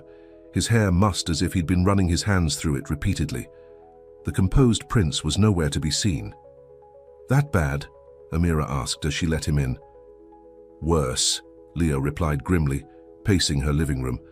"My brother wasn't surprised I'd been discovered. He's been expecting it for months, but my father—" He trailed off, shaking his head. "He knows too. Max had to tell him. If this story breaks, the palace needs to be prepared." Leo stopped pacing and looked at her, his expression pained. "My father has issued an ultimatum. Either I return to Norwin immediately and accept my responsibilities, including the arranged marriage to Princess Carolina, or I am officially stripped of my title and cut off from the family completely." Amira felt her heart sink. No middle ground, no room for negotiation. "None. My father views my time in New York as a chill-dish rebellion that has now threatened to embarrass the monarchy. He wants me back under control." Leo's voice was bitter. "Max tried to advocate for me, but the king was unmoved." "What are you going to do?" Amira asked softly, though she already feared the answer. Leo ran both hands through his hair, confirming the source of its disheveled state. "I don't know. Part of me wants to tell my father to keep his title and his rules and his arranged marriage, but Norwin is still my home, my heritage. If I'm cut off completely—" He looked lost in a way Amira had never seen before. "You'd lose everything," she finished for him. "Your family, your country, your identity." "Yes." He met her eyes, vulnerability plain on his face. "But if I go back, I lose the freedom I've found here, the chance to make my own choices, the possibility of—" He stopped, looking away. "The possibility of what?" Amira prompted gently. Leo turned back to her, his expression conflicted. "Of something real. Something not arranged or strategic or political, with someone who sees me as just Leo, not Prince Leontius." The weight of his words hung in the air between them. Amira's heart pounded as she realized he was talking about her, about them. "Victoria's deadline is today," she said, trying to focus on the immediate PR problem. "We need to decide how to respond to her threat." Leo nodded, visibly gathering himself. "I've been thinking about that. If I'm going to lose control of this story either way, I'd rather it be on my terms." "Catherine suggested something similar," Amira said. "She thinks we could reshape the narrative, make it about a modern prince connecting with ordinary life, rather than a scandalous escape." "Your boss said that?" Leo looked surprised. "I expected her to be furious about the potential embarrassment to Maxwell. She's more practical than that. She sees the potential for controlling the story." Amira paused, then added, "But Leo, whatever we do about Victoria's threat doesn't have to determine your choice about returning to Norwin. Those are separate decisions." "Are they?" Leo asked quietly. "If the story breaks and I stay in New York, I'll be the disgraced prince who chose exile over duty. If I return to Norwin, I'll be the prodigal son who came to his senses after a youthful adventure." "Is that how you see it? A choice between disgrace and duty?" Leo was quiet for a moment. "No," he finally said.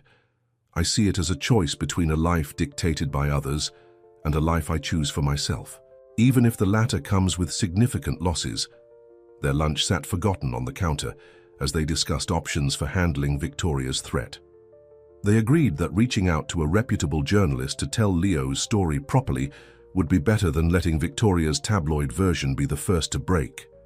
"I know someone at the Times who might handle this with dignity," Amira suggested. "We could offer an exclusive interview, the real story of your time in New York." "Including how we met?" Leo asked with a raised eyebrow. "Maybe a slightly edited version of that part," Amira admitted with a small smile. "But otherwise, the truth. Your desire for authenticity, your work with elite companions as a way to support yourself while staying anonymous, your decision to reveal yourself to the Viscontis when Victoria tried to exploit your identity." Leo nodded slowly. "It could work, especially if we frame it as a modern prince seeking to understand how ordinary people live before returning to royal duties." "Is that what you're going to do, return?" Amira asked, unable to keep the emotion from her voice. Leo moved closer to her on the couch, taking her hands in his. "Amira, when I came to New York, all I wanted was escape. from obligations, from an arranged marriage, from a life planned out by others. I never expected to find someone who would make me question everything all over again. Amira's breath caught at the intensity in his eyes. What do you mean? I mean that meeting you has complicated everything, he said with a rueful smile. Because now going back doesn't just mean giving up my freedom in the abstract. It means giving up the chance to explore what's happening between us. And what is happening between us? Amira asked, her heart pounding. This all started as a business arrangement, Leo. How much of it was real and how much was you playing a role? The role ended the moment I told you who I really was, Leo said firmly. Everything since then has been real. At least, it has been for me. The sincerity in his voice made something warm unfurl in Amira's chest. For me too, she admitted softly. Leo's hands tightened on hers. Then you understand why this decision is tearing me apart. If I stay, I risk losing my family and heritage. If I go, I lose you. Before Amira could respond, her phone buzzed with an incoming call. Victoria Chen. She showed the screen to Leo, who nodded grimly. Put it on speaker, he said. Let's hear what she has to say. Amira answered the call. Hello, Victoria. Amira? Victoria's voice was cool and triumphant. I assume you received my email this morning. I wanted to let you know I've sent the article to the National Enquirer. They were quite excited about the scoop. That was a mistake, Victoria, Amira replied, keeping her voice steady. We're already in talks with the New York Times for an exclusive interview with Prince Leontius himself. There was a moment of stunned silence before Victoria recovered. You're bluffing. He wouldn't expose himself that way. I'm afraid Ms. Banks is telling the truth, Leo said, his accent more pronounced, his tone taking on a regal authority Amira hadn't heard before. I'd much rather tell my own story than have it distorted by someone with a personal vendetta. Your Highness, Victoria faltered, clearly not expecting to be speaking directly to Leo. I didn't realize you were there. Clearly, Leo replied coldly. Ms. Chen, your attempt to use my identity as leverage has failed.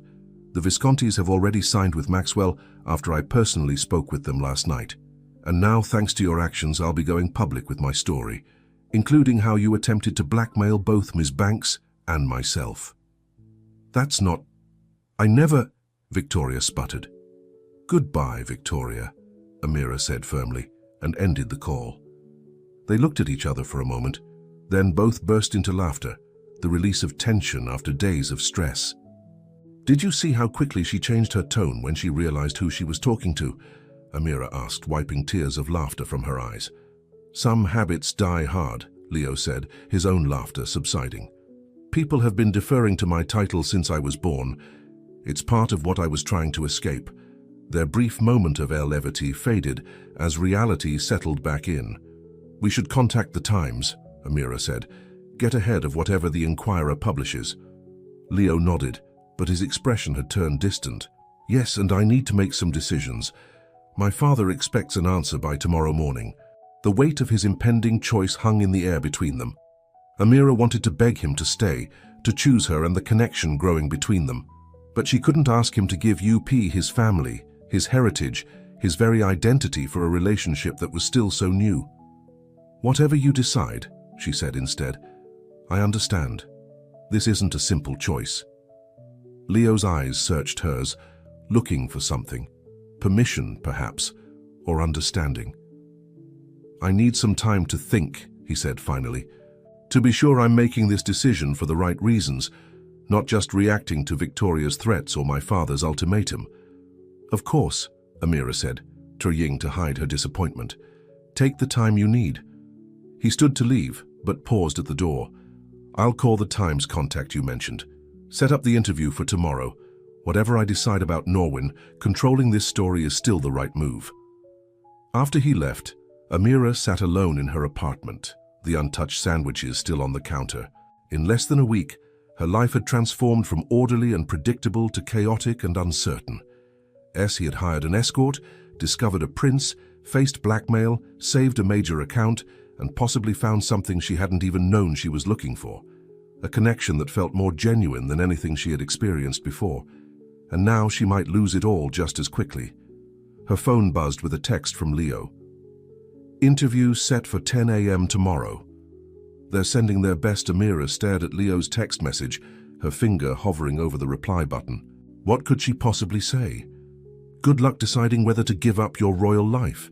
Hope you choose me over your entire family and heritage. In the end, she simply wrote, I'll be there. Whatever you decide, we'll face it together. His response came a few minutes later. Thank you for understanding. This isn't how I imagined things would unfold when we met. Amira smiled sadly at her phone. It certainly wasn't how she had imagined things either. A wee eck ago, her biggest concern had been avoiding looking pathetic in front of her ex at the gala. Now she was entangled in royal politics and possibly falling for a prince who might disappear from her life as suddenly as he had entered it. Her phone rang, Zoe, calling about their planned drinks to celebrate the Visconti account. Hey, are we still on for tonight? Zoe asked when Amira answered. You sound like you could use a martini or three. Actually, can we reschedule? Amira asked. Something's come up with the Leo situation. Ooh, the mysterious escort guy? What happened? Did you see him again? Amira hesitated. The story would be public tomorrow anyway. Zoe, if I tell you something crazy, do you promise to keep it to yourself until tomorrow morning? Now I'm intrigued. Spill it. Taking a deep breath, Amira told her friend the truth about Leo's royal identity, Victoria's blackmail attempt, and the upcoming Times interview. There was a long silence when she finished, then, holy shit, you accidentally hired a prince as your escort. This is better than any romance novel I've ever read. Despite everything, Amira laughed. It's not a romance novel, Zoe. It's my actual life right now, and it's a mess. A royal mess, Zoe quipped, then turned serious. But wait, you said he has to decide whether to go back to his country or stay in New York. What does the mean for you two? I don't know, Amira admitted. We've had this connection, but it's all happened so fast and with so much chaos around it. If he goes back, he'll have to fulfill his royal obligations, including an arranged marriage eventually. And if he stays, he loses everything. His title, his family, his heritage. I can't ask him to give all that up for me. We barely know each other. But you care about him, Zoe said. Not a question, but a statement. Yes, Amira whispered. More than makes sense. Then tell him that before he decides, Zoe urged. At least let him know what he'd be staying for. After hanging up, Amira considered Zoe's advice. Should she tell Leo how she felt? Would it help him decide, or just add more pressure to an already impossible choice? She was still wrestling with this question when Catherine called. The Viscontis just issued a statement reaffirming their partnership with Maxwell, Catherine reported. Isabella specifically mentioned being impressed by our authentic approach and connections. Very diplomatic way of referencing your prince. That's good news, Amira said, relieved that at least her professional reputation seemed secure. More than good, it's a direct rebuke to Victoria Chen's tactics, Catherine said with satisfaction. Now, about tomorrow's interview. I think you should be there with Leo. Show a united front. I already told him I would attend, Amira confirmed. Excellent. And Amira, Catherine's voice softened slightly. Whatever he decides about returning to Norwin, I hope you know that your position at Maxwell is stronger than ever. The way you handled this situation, turning a potential scandal into an asset, shows exactly why you won that award. The vote of confidence meant more than Catherine could know. Thank you. That means a lot, ESP Eachly right now. After the call, Amira tried to work from home, but found it impossible to concentrate. Every few minutes she checked her phone, hoping for another message from Leo, some indication of which way he was leaning. None came. Evening arrived, and with it, a sense of restlessness that drove Amira to put on her running clothes and head to the park. Physical exertion had always helped clear her mind, and right now her thoughts were a tangled mess. The rhythm of her feet hitting the pavement provided a steady backdrop for her churning emotions. What did she really want? If Leo chose to stay in New York, rejected his royal responsibilities, what would that mean for them? The intensity of their connection after just a few days was both exhilarating and terrifying. And if he returned to Norwin, would she be able to simply return to her ordered, predictable life? as if he had never existed. She was on her second lap around the park when she spotted a familiar tall figure sitting on a bench near the duck pond, the same bench where they had talked just days ago when Leo had first explained his royal background. Slowing to a walk, Amira approached cautiously, not wanting to intrude if Leo was seeking solitude, but he looked up as she neared, a smile of recognition warming his face despite the evident weariness in his eyes. "Amira," he said, standing as she approached. "I was just thinking about you." "Good thoughts, I hope," she replied, suddenly conscious of her sweaty, running clothes and flushed face. "The best kind." His smile turned rueful. "I came here hoping the place might help me think clearly. It worked the other day." "And is it working now?" she asked, taking a seat on the bench. After a moment's hesitation, Leo sat beside her. "Not really," he admitted. "My mind keeps going in circles. Every time I think I've made a decision, I second-guess myself." Amira nodded in understanding. "It's an impossible choice. Your family and heritage on one side, your freedom and autonomy on the other. It's not just about freedom in the abstract anymore," Leo said quietly, his eyes meeting hers. "It's about the possibility of something I never expected to find." The directness of his gaze made Amira's heart race in a way that had nothing to do with her run. "Leo, I need to ask you something," he interrupted, his voice low and urgent. "And I need you to be completely honest, even if you think the truth might influence my decision." Amira nodded, her throat suddenly dry. "Of course." Leo took a deep breath. "If I stayed in New York, gave up my title, my position, everything connected to Norwin, would there be a chance for us, for something real between us?" The question hung in the air, weighted with possibility. Amira knew her answer could change the course of both their lives. "Yes," she said simply, her voice steady despite the pounding of her heart. "I can't promise what it would become. Everything has happened so fast and under such strange circumstances, but I know there's something between us that I want to explore, something that feels more genuine than anything I've experienced before." Relief and something deeper washed over Leo's face. "That's what I feel too. Even with all the chaos around us, there's this connection that feels real, feels right." "But Leo," Amira continued, needing him to understand, "I don't want you to give up your family and heritage for a possibility. That's too much pressure on both of us. Whatever you decide has to be right for you, not just for us." He nodded, reaching for her hand. "I know, and I've been thinking about that all day. What my life in Norwin really meant to me and what I was looking for when I left." "And what did you discover?" Amira asked softly. "That I wasn't just running away from an arranged marriage or royal obligations," Leo said, his thumb tracing circles on her palm. "I was searching for authenticity, for relationships and work, and a life that felt real, not choreographed. For the chance to be seen as more than my title." He paused, gathering his thoughts. "When my father issued his ultimatum today, all I could think was how familiar it felt, being forced into a binary choice that others had defined for me. Return and conform, or leave and be cast out. There was no room for nuance or compromise." "And that's what drove you to leave in the first place," Amira realized. "Exactly. I don't want to live in those extremes anymore." Leo's expression grew more determined, "Which is why I've decided not to accept either option my father presented." Amira looked at him in surprise. "What do you mean?" "I mean, I'm going to create a third option," Leo explained. "I'm going to return to Norwin temporarily, not to accept my father's terms, but to negotiate new ones, to find a role that allows me to serve my country while maintaining my autonomy." "Do you think that's possible?" Amira asked. "From what you've told me about your father." "My father is stubborn, but he's not unreasonable when presented with a well-thought-out case," Leo said. "And I'll have allies. My brother, my mother, even Princess Carolina herself, who's no more eager for our arranged marriage than I am." "So you're going back," Amira said, trying to keep the disappointment from her voice. Leo squeezed her hand. "Not permanently, and not alone if you're willing."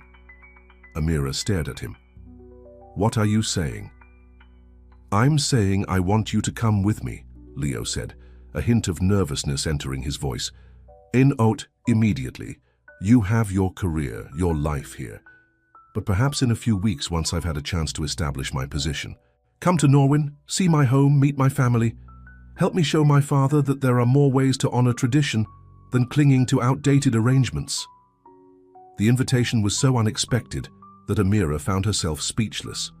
Leo misinterpreted her silence and rushed to clarify. I know it's a lot to ask, and I'm not suggesting you uproot your entire life. Just a visit, to start. To see if there might be a way forward for us that doesn't require either of us to sacrifice everything. You want me to meet your royal family? Amira finally managed.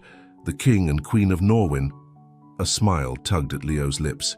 Is that more intimidating than finding out your date is secretly a prince? Despite herself, Amira laughed. Maybe a little less shocking, but definitely more intimidating. She grew serious again. What about your father's reaction? From what you've said, he's not exactly progressive about who his sons are sock I ate with. That's true, Leo acknowledged, but he's also a pragmatist. If I present this as my final offer, that I'll return to royal duties on the condition that I choose my own path, including in personal relationships, he may surprise us, especially with Max advocating for me. Hope and uncertainty warred in Amira's chest. And if he doesn't agree? If he insists on the arranged marriage or nothing? Leo's expression hardened with resolve. Then I walk away again, this time for good. But I have to try this middle path first, or I'll always wonder if I gave up too easily. Amira nodded slowly, understanding his need for closure, for certainty that he had done everything possible before making an irrevocable choice. So tomorrow's interview, she said, thinking through the implications. We need to frame your story as a sabbatical that's coming to its natural conclusion, not an escape or exile. Exactly, Leo agreed. A modern prince taking time to understand ordinary life before returning to serve his country with greater perspective. It's even mostly true. They sat in silence for a moment, the cool evening air settling around them as the park's lights came on. When would you leave? Amira finally asked. The day after tomorrow, Leo replied. The palace is sending a private jet once they've seen the Times article and confirmed I'm cooperating. So soon, Amira felt a pang at the thought of him leaving, just as they were beginning to explore their connection. But this compromise, this attempt to forge a middle path, made sense. It honored both his heritage and his desire for autonomy. I'll come to Norwin, she said decisively. Not right away, I have the Visconti campaign to launch. But after that, I'd like to see your home, meet your family, see if there's a way forward for us. The relief and joy that Spee read across Leo's face made her heart skip. Really? Really? Amira confirmed with a smile. After all, how many people get to date a prince who worked as an escort? I need to see how this story ends. Leo laughed, the sound free and genuine in a way she hadn't heard before. It's certainly not a conventional beginning. I've never been much for convention, Amira replied, feeling lighter than she had in days. The future was still uncertain, but the possibility of a path forward together made the uncertainty bearable. As darkness fell completely, they walked back to Amira's apartment, talking through the details of tomorrow's interview and the narrative they wanted to present. There would be questions about how they met, about Leo's time with elite companions, about their relationship now. They agreed to be honest but strategic, acknowledging the unusual circumstances of their meeting while emphasizing the authentic connection that had developed. At her door, Leo hesitated. Would you like me to come inside? We could prepare more for tomorrow. The invitation in his eyes went beyond interview preparation. Amira felt a pull toward him, a desire to explore the chemistry that had been building between them since that first meeting at Bennett Cafe. I would, she said honestly.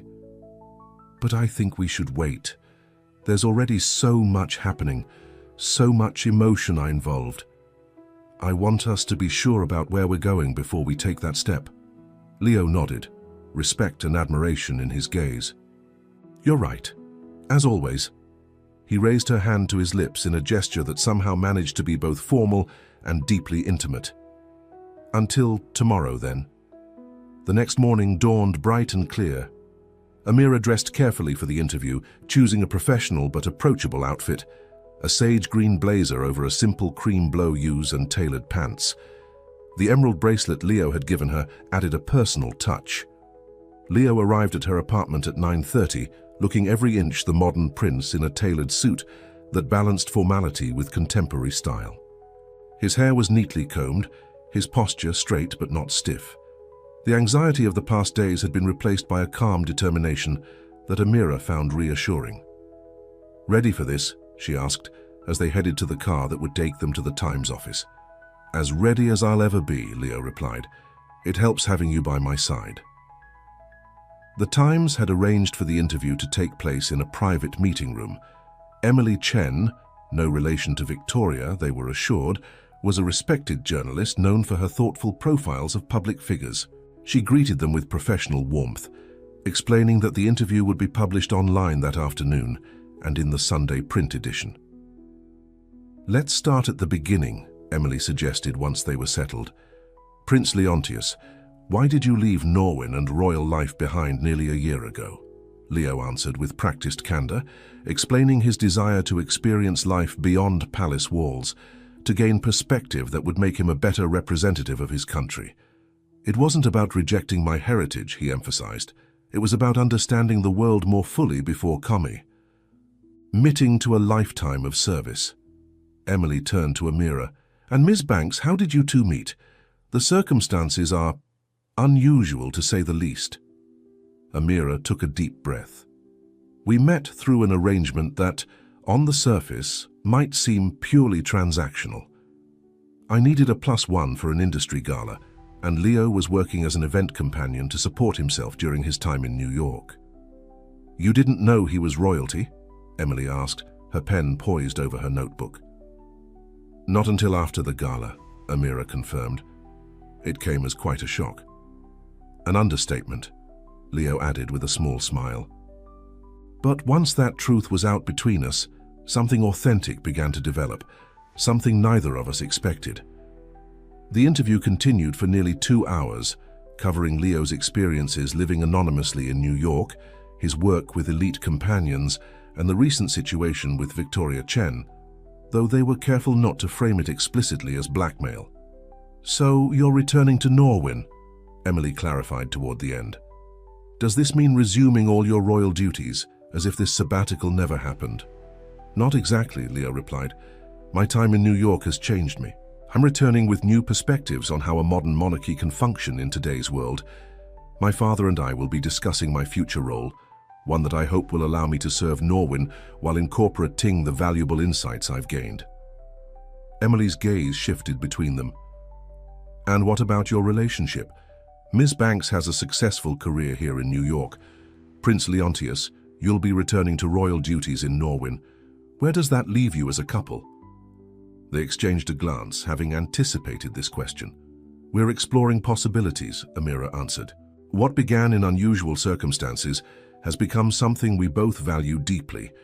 We're committed to seeing if there's a future that honors both our individual paths and our connection to each other." "Distance makes that challenging," Emily observed. "It does," Leo acknowledged, "but some connections are worth the effort. And in today's world, royal duties don't have to mean isolation from authentic relationships." As the interview concluded, Emily thanked them for their candor. "This is quite a story, one that challenges perceptions about PP, privilege, duty, and modern relationships. I think our readers will find it fascinating."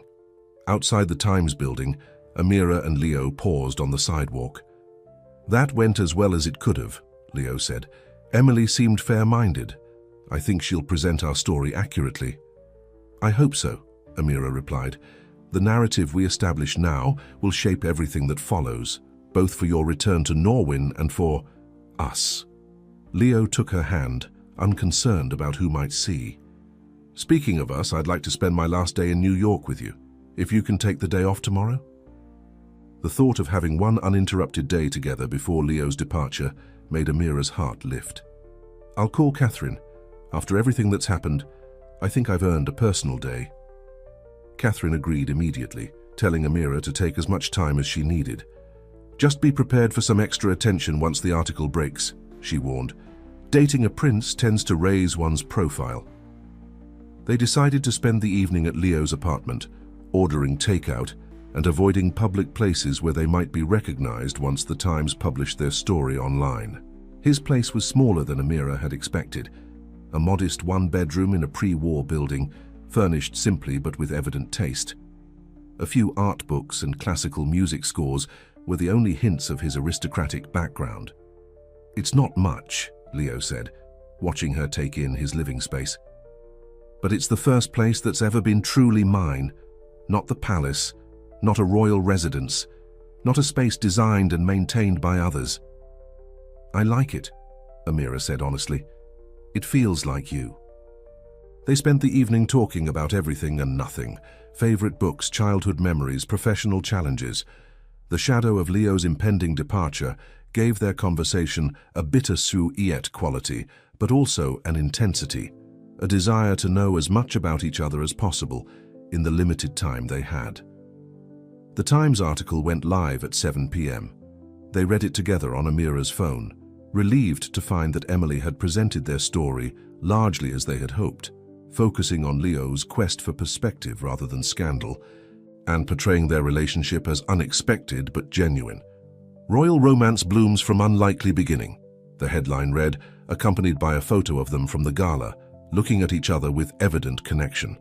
"Not bad," Amira said, scrolling through the piece. She captured the essence without sensationalizing it. Leo nodded in agreement. "My father won't love the escort revelation, but the framing is dignified. It could have been much worse." They were halfway through dinner when Leo's phone rang, his brother Max calling from Norwin. "The article just hit the European press," Max reported when Leo put him on speaker. "Father is processing it, but the general reaction is more positive than we expected. People seem to like the idea of a prince who wanted to understand ordinary life." "And the elite companions part?" Leo asked, wincing slightly. "Being spun as admirable independence, supporting yourself rather than living off royal funds during your sabbatical," Max said with audible relief. "Mother is already suggesting we incorporate your experience into modernizing some of our outreach programs." "That's not what I expected," Leo admitted. "The narrative helps," Max said. "Ms. Banks, are you there? The photo of you two from the gala is circulating widely. You've become quite the topic of interest in Norwin already." "I'm here," Amira confirmed, feeling a flutter of nervousness at being addressed by the Crown Prince. "And please, call me Amira." "Amira, then. I look forward to meeting you when you visit. Anyone who can handle this situation with such grace is someone worth knowing." After the call ended, Leo sat back with a bemused expression. That was unexpected. Max is usually more reserved about family matters, especially with people he hasn't met. "Is that a good sign?" Amira asked. "A very good sign," Leo confirmed. "If Max is already treating you as someone who will be in our lives, it suggests he sees a path forward for us, one he thinks our father might accept." The realization brought both hope and a fresh wave of anxiety. "I never imagined my life taking this turn," Amira admitted. "A week ago, my biggest concern was avoiding looking pathetic in front of my ex at a gala." Leo laughed, the sound warm and genuine. "And I never imagined that working as an escort would lead to the most honest connection I've ever experienced. Life has a strange way of surprising us." Their evening continued with a steady stream of notifications as the story spread. Zoe sent a series of increasingly excited texts, culminating in, "You're dating a prince for real now. This is not a drill." James, Amira's ex, even sent a brief message. "Impressive upgrade. Congrats on the award and the royal boyfriend." She showed it to Leo, who rolled his eyes. "Charming fellow. Can't imagine why you let him go." By midnight, they had turned off their phones, creating a bubble of privacy in the midst of what was becoming a minor media storm. Sitting close on Leo's couch, they talked about what would happen next. His return to Norwin, the conversations with his father, her visit in a few weeks once the Visconti campaign launched. "I'll call every day," Leo promised, his arm around her shoulders, "and we'll video chat as often as possible." "It won't be the same," Amira said softly, leaning into his warmth. No, it won't, Leo agreed. But it's not forever. Just until we figure out a more permanent solution. And if there isn't one? The question that had been haunting Amira finally emerged. If your father refuses to bend on your royal duties, or if my career keeps me anchored in New York? Leo turned to face her, his expression serious. Then we make a difficult choice. But we make it together, with all the information, not in haste or under PR pressure. His hand cupped her cheek gently. I believe there's a path forward for us, Amira. I have to believe that, or leaving tomorrow would be unbearable. The emotion in his voice, the tenderness in his touch, broke through the last of Amira's reservations.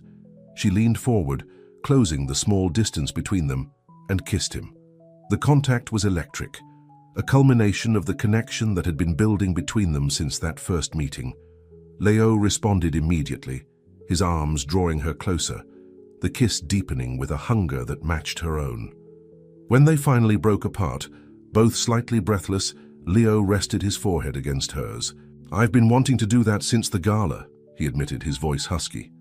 Why didn't you? Amira asked, her hands still resting on his chest, feeling his heartbeat. Professional ethics, he replied with a small smile. And then everything got complicated so quickly. It's still complicated, Amira pointed out, though she made no move to increase the distance between them. Yes, Leo agreed. But now it's complicated in a way that feels worth fighting for. They spent the night together, not taking things further but unwilling to waste their limited time apart. They talked late into the night, sharing hopes and fears, making plans for her visit to Norwin, falling asleep on the couch in a tangle of limes and whispered promises. Morning arrived too quickly. Leo's flight was scheduled for noon, and there were final preparations to make. They moved around his apartment in a dance of domestic intimacy that felt both new and somehow familiar, as if they had known each other far longer than a week. You'll need warmer clothes for Norwin, Leo observed as they had breakfast. It's colder than New York, especially in the mountains where the palace is located. I'll go shopping before I come, Amira promised. Though I'm more concerned about the appropriate attire for meeting a king than about the weather. Leo smiled at that. Just be yourself. The woman I've come to care for so deeply in such a short time. That's all that matters. The car arrived at 10 a.m. to take Leo to the private airfield where the royal jet waited. They stood in the hallway outside his apartment, the moment of separation upon them. It's only a few weeks, Leo said, holding both her hands in his. We'll talk every day until you come. Amira nodded, trying to memorize every detail of his face. And once I'm there, we'll figure out what comes next. Together. Together, Leo agreed, pulling her into a final embrace. The kiss they shared was tender yet passionate, a promise of what might be waiting on the other side of their separation. And then he was gone, the door closing behind him, leaving Amira alone in the hallway with the echo of his goodbye. The days that followed passed in a blur of work and preparation. The Times article had created exactly the narrative they had hoped for, with follow-up pieces focusing on the modern fairy tale aspect rather than scandal. Amira found herself receiving curious glances on the street occasionally, and more than one client mentioned having seen the story. Catherine leveraged the positive attention master fully, positioning Maxwell as the firm with its finger on the pulse of both tradition and innovation, much like the strategy Amira had designed for Visconti. The campaign launch was a resounding success, with Isabella Visconti specifically requesting that Amira lead their account moving forward. Through it all, Leo called daily, sometimes multiple times. They shared the large events, his initial tense meeting with his father, the gradual thawing as they began to negotiate a new role for Leo that would allow him more autonomy, and the small moments of their days apart. 3 weeks after Leo's departure, Amira stood in her apartment surrounded by carefully packed luggage. Her flight to Norwin would leave in the morning. A first-class ticket and detailed instructions had arrived from the palace a week earlier, along with an official letter of invitation from King Frederick IV himself, a positive sign, according to Leo. Her phone buzzed with a message. Expecting Leo, she was surprised to see Victoria Chen's name on the screen. She hadn't heard from Victoria since their confrontation over the phone. Saw you're headed to Norwin tomorrow. Wishing you luck. Sometimes being wrong isn't so bad. V. The unexpected olive branch brought a small smile to Amira's face. Victoria's attempt at sabotage had backfired completely, transforming what might have been a scandalous revelation into a story of modern monarchy and unexpected connection that had captured the public's imagination. Amira's reply was simple. Thank you. Sometimes the best stories come from the most unexpected beginnings. Her phone rang immediately after she sent the message. Leo, calling for their nightly check-in. Everything ready for tomorrow? He asked, his voice warm even through the distance. All packed and prepared, Amira confirmed, though I'm still nervous about meeting your parents. They're just people beneath the titles and tradition, Leo assured her, and they're curious about the woman who's changed their son's perspective so dramatically. Is that what I've done? Amira asked, settling onto her couch. You've shown me that authenticity and duty aren't necessarily opposed, Leo said thoughtfully. That finding the right partner isn't about strategic alliances, but about connection and understanding. My father is beginning to see the wisdom in that approach, especially after watching Max struggle with his own arranged match for years. And Princess Carolina? What happens with her now? Leo laughed. She's enormously relieved. Last WWEek, she finally introduced her bodyguard Stefan to my parents as her special friend. My father nearly had an apoplexy, but my mother just nodded as if she'd known all along, which she probably had. The easy way Leo spoke about his family now, so different from the bitter tone he had used when they first met, gave Amira hope that they were moving toward a solution that could honor both his heritage and their relationship. I can't wait to see you tomorrow, W, she said, a flutter of anticipation in her stomach. I'll be waiting at the airport, Leo promised. The car will bring you directly to the palace, and Amira. Yes. Thank you for taking this chance, for believing there might be a way forward for us despite everything. Some connections are worth fighting for, Amira replied, echoing his words from the Times interview, even ones that begin with a royal lie. The next morning, as Amira boarded the flight that would take her to Norwin and the next chapter of their unlikely story, she thought about the strange series of events that had brought them together. A dare, a glass of wine too many, a hired escort who turned out to be a prince in disguise. What had started as a pretense, both of them playing roles they thought the other wanted, had evolved into something neither could have anticipated, a chance at something real, authentic, and worth whatever sea challenges lay ahead. As the plane took off, carrying her toward Leo and an uncertain but hopeful future, Amira smiled at the thought that sometimes the most genuine connections could emerge from the most unlikely beginnings. And sometimes, just sometimes, the fairy tale might be real after all. The end.